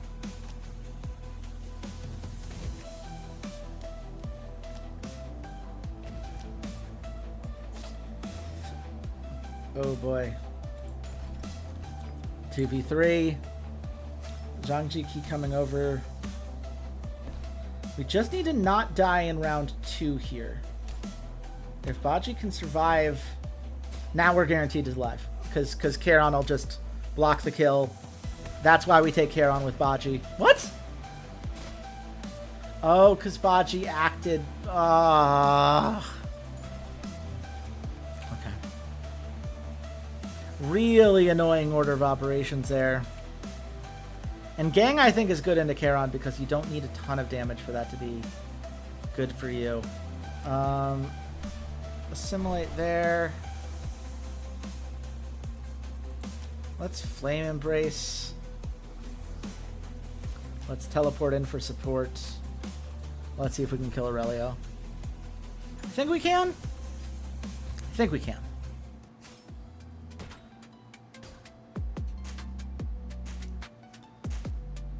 If we keep hitting, we should be all right. Yep. Okay.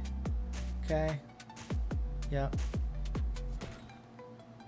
Yep. Should have attacked Kid. Wow, you missed. Okay, we missed again. Fine. Okay. Whatever. It's fine. It's all fine. It's a 2-for-1 globally. We will again be a little bit down in mana, but nothing we can't handle. The only thing that concerns me a little bit is we are down gold to the bot lane, and they are taking that First Blood turret, which means this dragon fight's going to get a little weird. Good news is, if we play our cards right, we'll have an assimilation. We can try to take out their bot lane quickly. I don't like Metal Fatigue on an inner tower, though, I'll tell you what.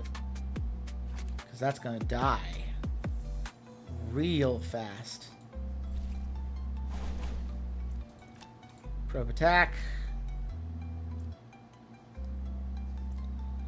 Okay.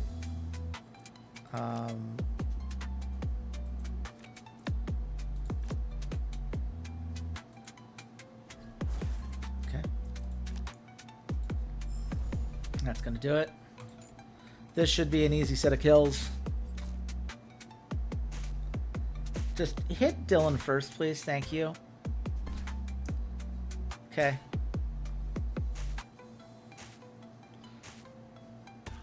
Okay.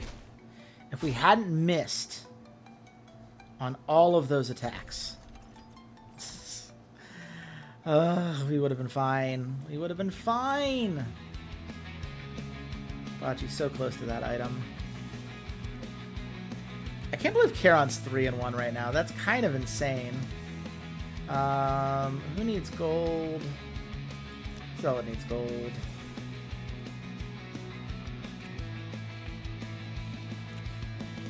I mean, everyone's going to be back before the fight. At least Bocce will have his item now. Oh boy. Okay. So what can we do? What can we do about this? Well, we can Deathfinger a couple times. And then steal all their gold here. I think it's the best thing we can do. Like, they're not going to be able to attack our bot lane, so whatever they do here isn't going to help them on this dragon.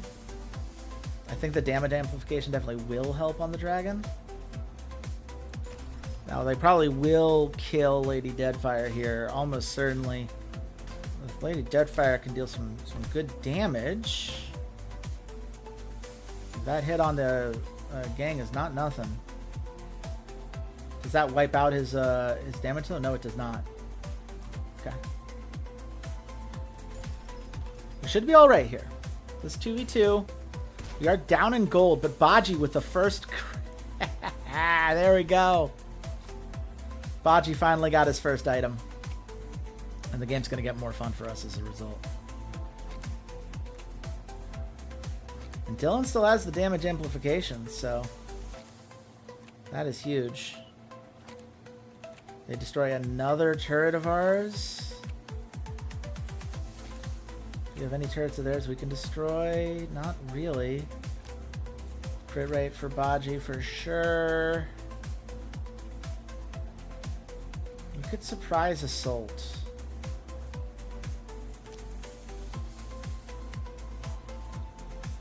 And if we bring her down here, we actually get to bring Zealot into the mix. It's just a shame how little damage we're going to be doing on this Lady Deadfire as the game goes on. Like, we're just playing a double support comp in a place we really didn't need to. But I think getting this kill is still very good for us. Zealot gonna keep popping off from a gaining gold perspective. And what is the value of death? Whatever Baji wants it to be. That's the other thing that's a shame, because we were going to fix the Baji item order, but that's okay. Red powder, for sure. Gang is going to be strong. There's no doubt about that. Dylan getting the shield. Not sure I agree with that choice of theirs, but that's okay. Gonna take that fight for sure. Yep, they have to give it to us. We are ahead by 3,000 gold. We're winning, especially in jungle and our support. God, they are pushing in on the base. I do not like that. I do not like that one bit. That base is in a lot of trouble. We gotta get some kills. We gotta get some kills, and we have to get them now. Not later.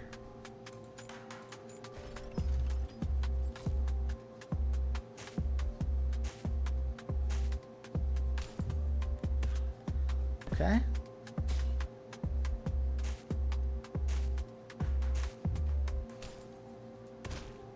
Yeah, good kill on the gang. Get both of them. Come on. Ah, you missed. Okay, that's fine.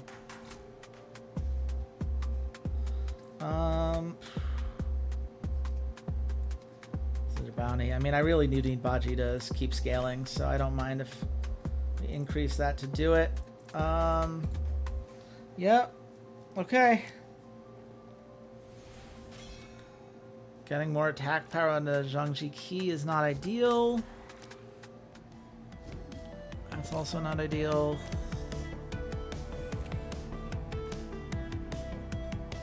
Yeah, balance. Being able to maintain balance as long as this Dylan has is just really, really strong. So let's use all their resources. We just haven't had a good rocket punch target because none of our lanes are winning. Yeah, we do this. Yeah, and they back off. Okay. That's huge, actually.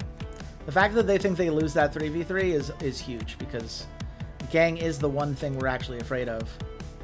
And it means they're not confident that gang can win it. Keep that Dragon Bless going. Assimilation. Oh boy.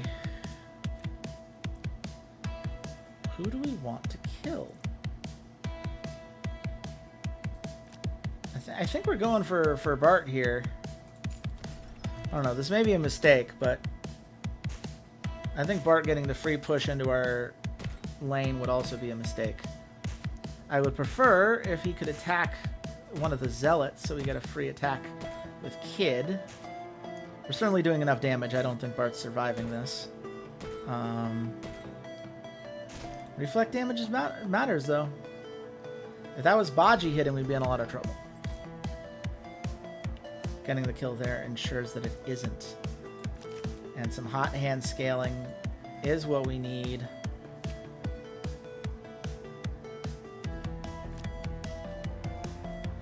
Keep going up here.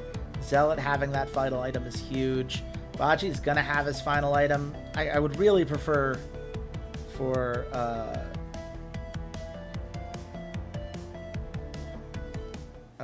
gang to not have his. Don't know what is. Like, yeah, why would you ever build Midas Hand last? Because it only gives gold to you. I don't know. Maybe the functionality of Midas Hand changed, and the game AI, when programming items, is not adjusted to that. But as far as I could tell, there's no reason you would ever want to have Midas Touch as the last item. I don't know, Quads, am I missing something? Okay. We're going to try to kill Zealot here.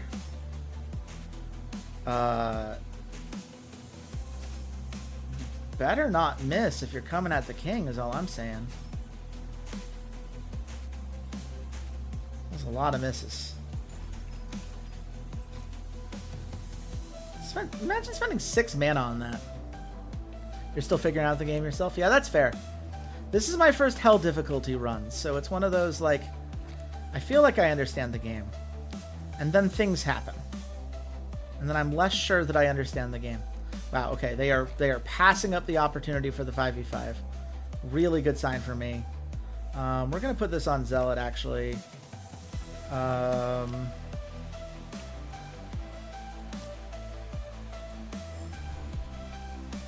Actually, hold on one second. Hold on.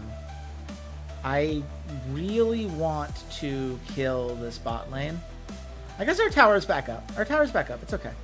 We need to get Aurelio out of here. This should be an easy kill for us. On challenge difficulty, not ready for hell. That's fair. I mean, I'll be honest. I went from pretty low level difficulty all the way to hell. And I definitely am feeling the weight of that. I think the thing is, like, hell difficulty isn't actually much... Like, the card game itself, the AI is better, but it's not blisteringly better. The thing that makes it tough is the limited options you have available to you because you are just worse than your opponent, right? It's the idea that your poke rate is just higher than their, lower than their poke rate. So you're more likely to lose this lane, which means you're more likely to lose towers, which means you're more likely to fall behind in gold. And especially early on in the challenge, it can be brutal. But I think playing at the difficulty you're at, once you have a good handle of like what champions you like to play, what are the combos that work really well for you, I think hell difficulty, you're going to be just fine. I think that's really the key of it, is just understanding how to pick compositions that don't mind that you're not as efficient as you could be, you know? Oh my god. Death Grasp. Flame Spread.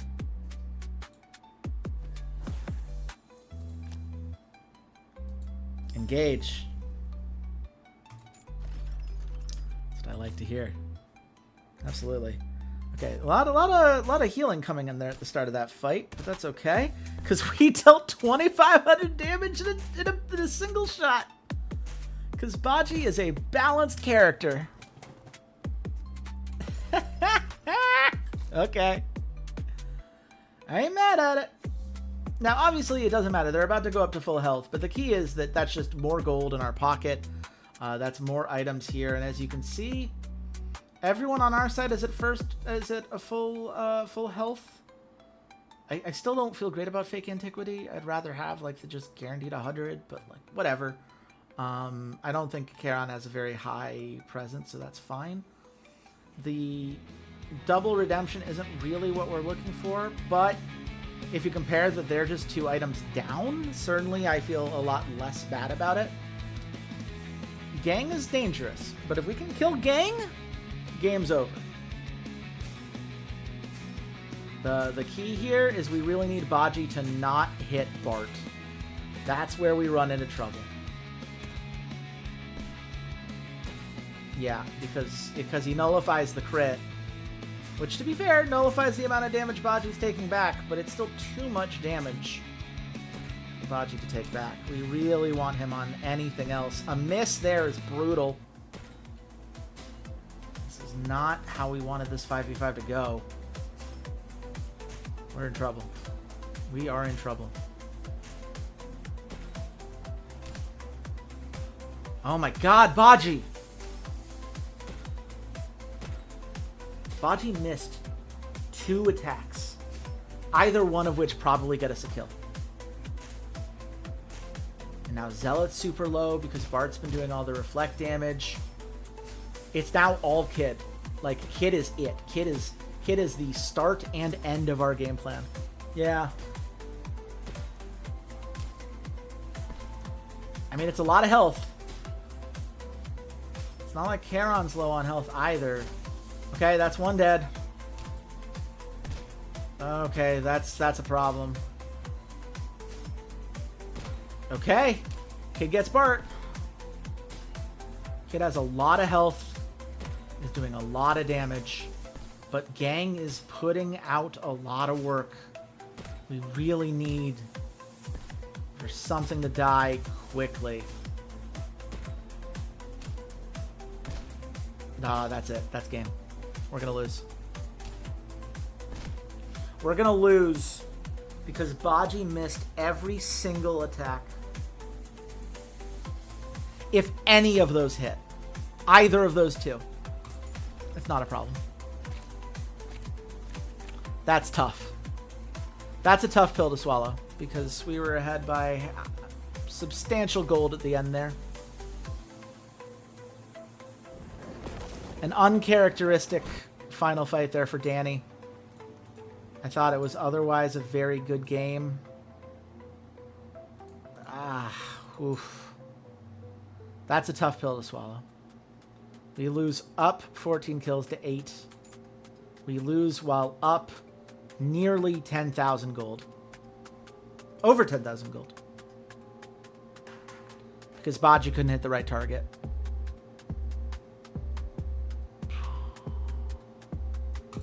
Man. Man, oh man, oh man. And Alice still hasn't broken through yet. That's a... Oh, man. Just brutal.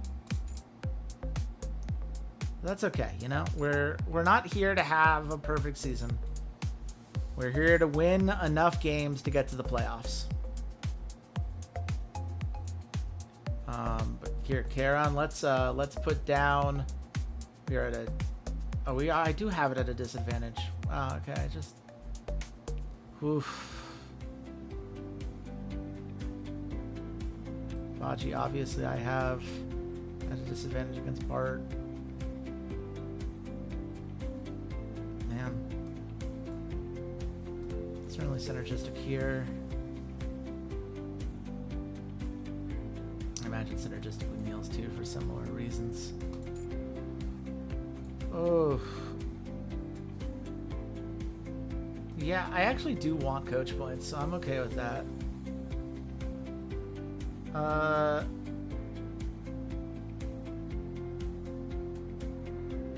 Look, it's just one loss. We're not going to overreact. We're not going to worry about it.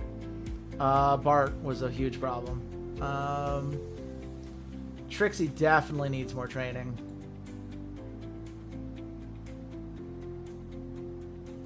Yeah, we could use some training points. Okay.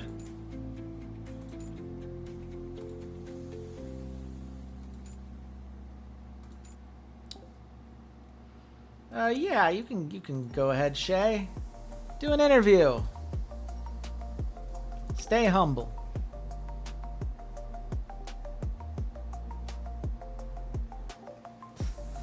What should I say then? That's it. Stay humble. Answer normally. I don't know that helps. What happens if you lose in playoffs? Great question. My understanding is that if you do not advance, you just end up replaying the same league.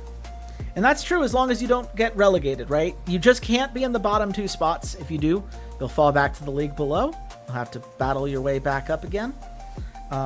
Anything other than top 2, you stay where you are. And if you get to top 2, you don't have to win in the finals to advance. Obviously, to get the champion bonuses and everything, you'll need to win finals, but you do still move up to the next league, even if that is not the case. So yeah, you still have the ability to move forward. It is by no means a game over. A lot of boosts here. That would have been helpful in the last game. Okay. Anything I want to do here?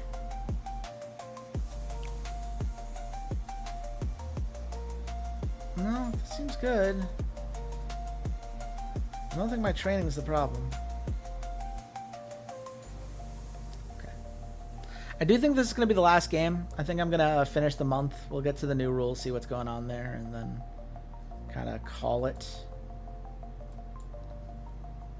We could really use some better masteries, I think. What do we need to master? Not burial. I'm okay without that.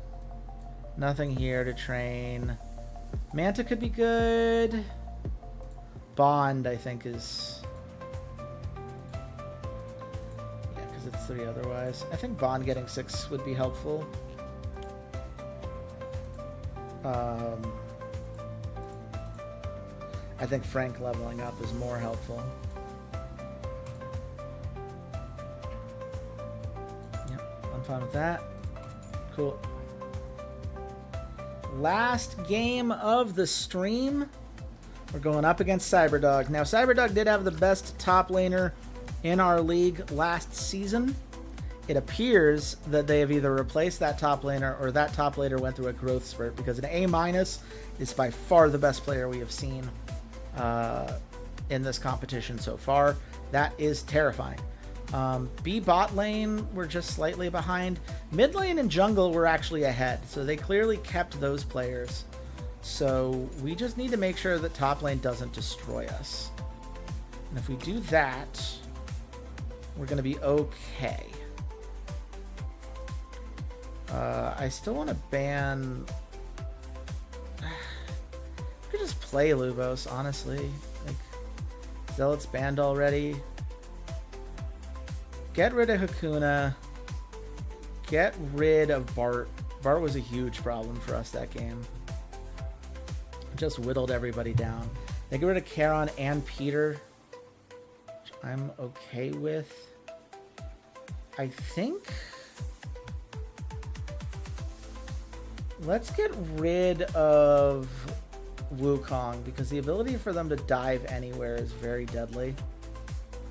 Okay, they go for Wolfgang.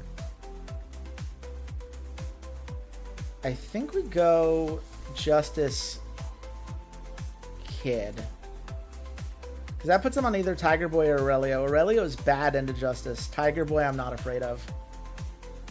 Okay, cool. It's Aurelio. They could always flex it, but they take Burial, so they're not going to flex it, because their bot laner does not know Burial. That is huge. Why is that? Yeah, I mean, fair enough. I think... oof. I think jungle we don't worry about right now. I think we go for Baji, because I still like him in this meta, and I do think... I mean, even in that last game, right? I think if we have the items we're meant to, then we're in a really good spot. Let's get rid of Fatty White. I don't want to deal with it. They banned Lubos, which we were definitely not going to play. They banned Gillis, which we were definitely not going to play. Let's just get rid of Tiger Boy, because I don't want to worry about having to play shields. And let's get Lady Deadfire support. Xiaogung Lei, fine. Xiaogung Lei Dylan is exactly what we want to see. Why did I have a disadvantage against Dylan? I don't remember. But in either case, Bond. Let's get some good mobility up in here. So, items. We're not skipping past this time. Yeah, I'm totally happy with this in support. That's fine. Let's get... we want the damage before we get the mask for sure. Kid here. What could we get?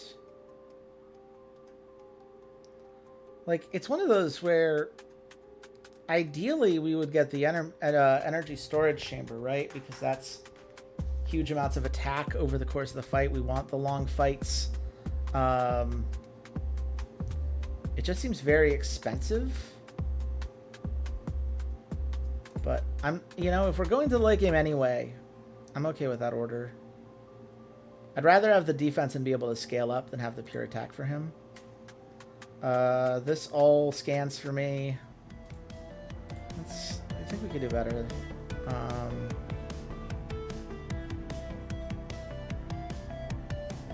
What do we want for Justice? We don't care about crit. We're not max HPing this.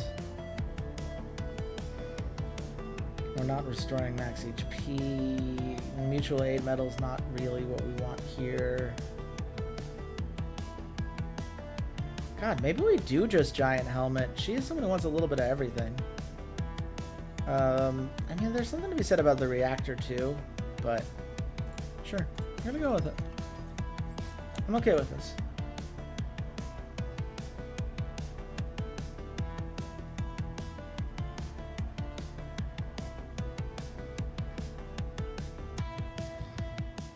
Let's end with a good one. Go 3-1. We can feel good about ourselves. We're gonna lose that top lane matchup, even though this is advantageous in team fights, because we're just not stopping this top laner. That's just not gonna happen. But maybe we can get a kill? Maybe? Farming efficiency on a shotgun lay is fine. Much better than it going up to top lane. Okay, they got protagonist, so absolutely we're not going to gank there. Do we gank mid lane? Maybe. Actually, you know what? I take it back. Because I do think if we can pull this off, right? We're gonna definitely adrenaline here. Like, at the very least, this uses up the protagonist stack. She's not going to kill us here. And if we get low enough damage, right? Just need to be low enough. No, we're going to miss most of our attacks. I mean, that makes sense. It was a long shot, and we knew it was a long shot going in. Flame spread. Hit everyone in the spot lane. Is anyone low enough? No. So we scale. Okay.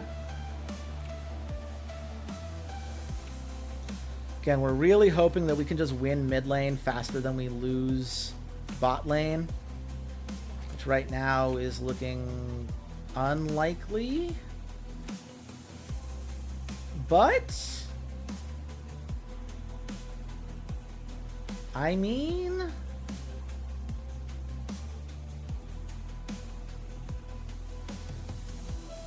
okay, this actually could. Rocket punch onto the tower, definitely worth doing, because now it's just one away. Let's rethink. Great, we did not lose anything. Justice Slash is good.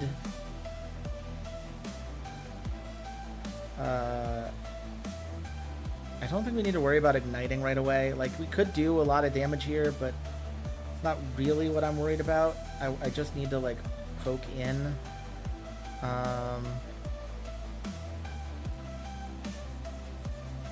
So we're scaling through mid. Let's keep scaling through mid. Just push once. Just push once, kid. Just please. Please, Shay. I ain't too proud to beg.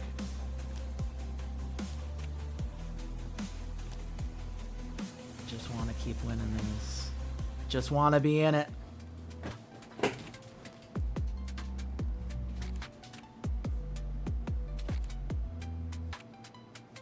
Yes, first blood. First blood tower, at least. That gives us a huge amount of gold. We are in the lead right now. At the very least, it prevents them from getting first tower gold, right? Like, that's really what we wanted more than anything. Because Aurelio is already going to outscale us. That is going to be the case. There is nothing we can do about that. Let's see. Our bot lane. We need a little bit more gold on both members of our bot lane to get our items, but I think we should be able to do so rather easily. They're really putting everything into scaling in mid lane, which I don't know is how I would handle this lane, given where things have gone. Pick another tower. That seems good. God, tower dive is so tempting. It's such a terrible idea, you know? Like, it's just one of those ideas where you're immediately like, ooh, that would suck to do it. Oh, can I check the versions? No, it doesn't say. Oh, man. It's just, I mean, we have 6 rounds.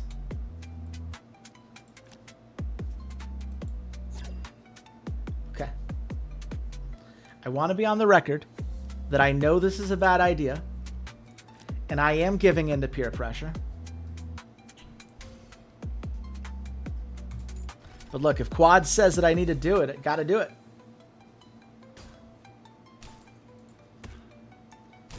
There it is, first blood.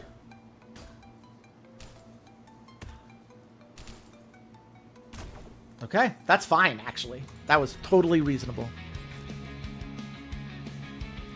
Great hit from Bond on that first attack. What is Bond doing right now? Like, what was that arc to get back to our jungle? That was surreal, but I'm not mad at it. Okay. Well, this is actually huge because we can set this fight up for us. But we also really, really need to do some stuff.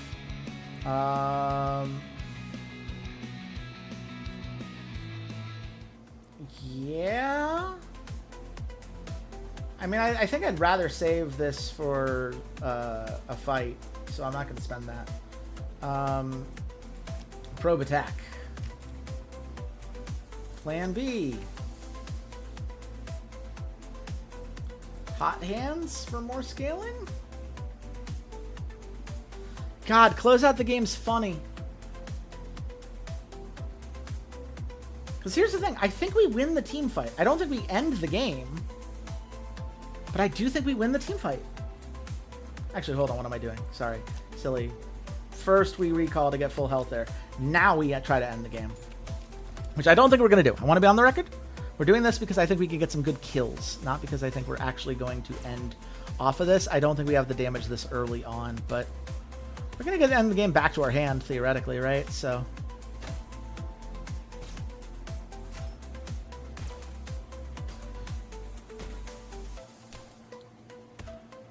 not really getting the damage that we want off of Baji yet.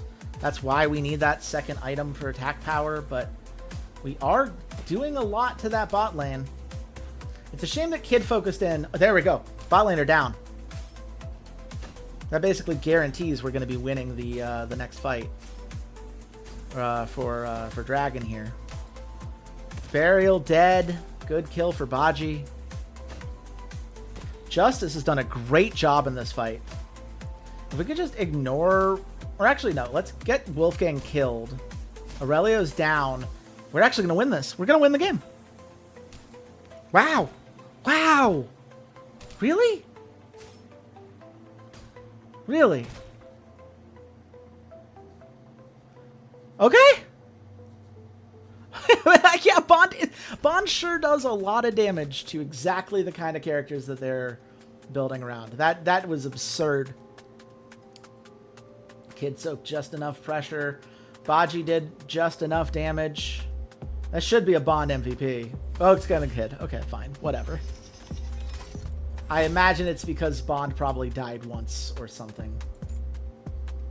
I think Bond did more in that game than Shay did, but I'm not going to be mad at a Shay MVP. I do like Kid for this comp, for this reason. Alice really holding her own against Aurelio, right? We lost tower, but we delayed it for a long time, which was huge for us. Baji did what needed to be done. I feel better about our build paths there for sure. Look at that.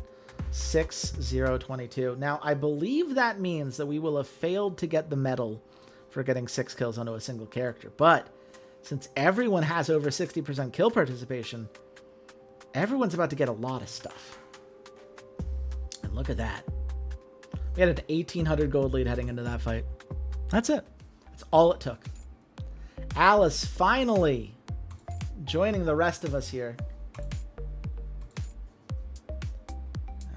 Do that either. Yep, we could skip these. Attack power per level is interesting. Not interesting compared to these.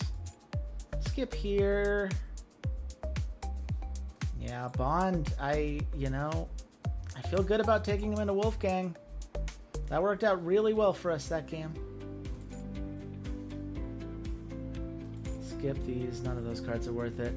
Yeah, we didn't get Month Star. Crazy Muscle Man. You know, I'm not going to argue with him. Are you going to argue with him? I wouldn't fight that guy. None of our players get month MVP because it's all Arrow of Knee. They went 4-0 this month, so no surprise at the top of the standings. Turns out when you win every game, you can get month MVP a little bit more easily. But as you can see here, folks, 3-1 in League 2. We have proven that we are capable of some really strong performances. I am happy with where our drafts are, where our players are. I think the only thing that's a shame is just because we struggled a little bit in the previous league, we still have a ways to go before we're hitting that promotion A requirement. So we're going to trail off a little bit. We're going to be in a little bit of a stalling out in terms of our stats, which is not great because we are still behind. But, you know, a lot of the teams we have left to play are teams that are not as good as what we've gone up into so far. Not really. It's just Lucky Koi and UFO that aren't good. I'm very worried about everything from Mr. Q up. But you know what? That's for next stream us to deal with. We got this medal for MVP. We're at the Suffering Carnival. And I can't think of a better place to end here than that. Thanks everyone so much for stopping by today. I hope you had as much fun as I did. If you want to know when the next stream will be, so would I. I need to figure out my schedule. So best thing you can do is follow me on social media. ChaseWassenar.bsky.social is where I like to spend my time. I can also be found on Twitter at ChaseWassenar. So, you know, if that's your preference, I get it. It is becoming quite the hellscape, but I will see it. So definitely love to hear from you guys. Also, if you enjoy my stuff, you should check out the Rough Drafts podcast, the thing that our team is named after. I do it with my lovely pal Walter. Every Monday we have episodes come out. Final Cut is our movie pod. Our gaming pod is where we talk about all sorts, called Steam Cleaners, talk about new games every week. And on Monday, our episode will come out about this game. I recorded it a little while back, so I've learned a lot since then. Hopefully everything I said aged well. But, man, am I excited for everything this game has coming up. The roadmap looks great. We should have a new champion in a week, which should be really interesting. Very curious to see how that interacts with the whole picture. But for now, thank you all for watching. Goodbye, Internet.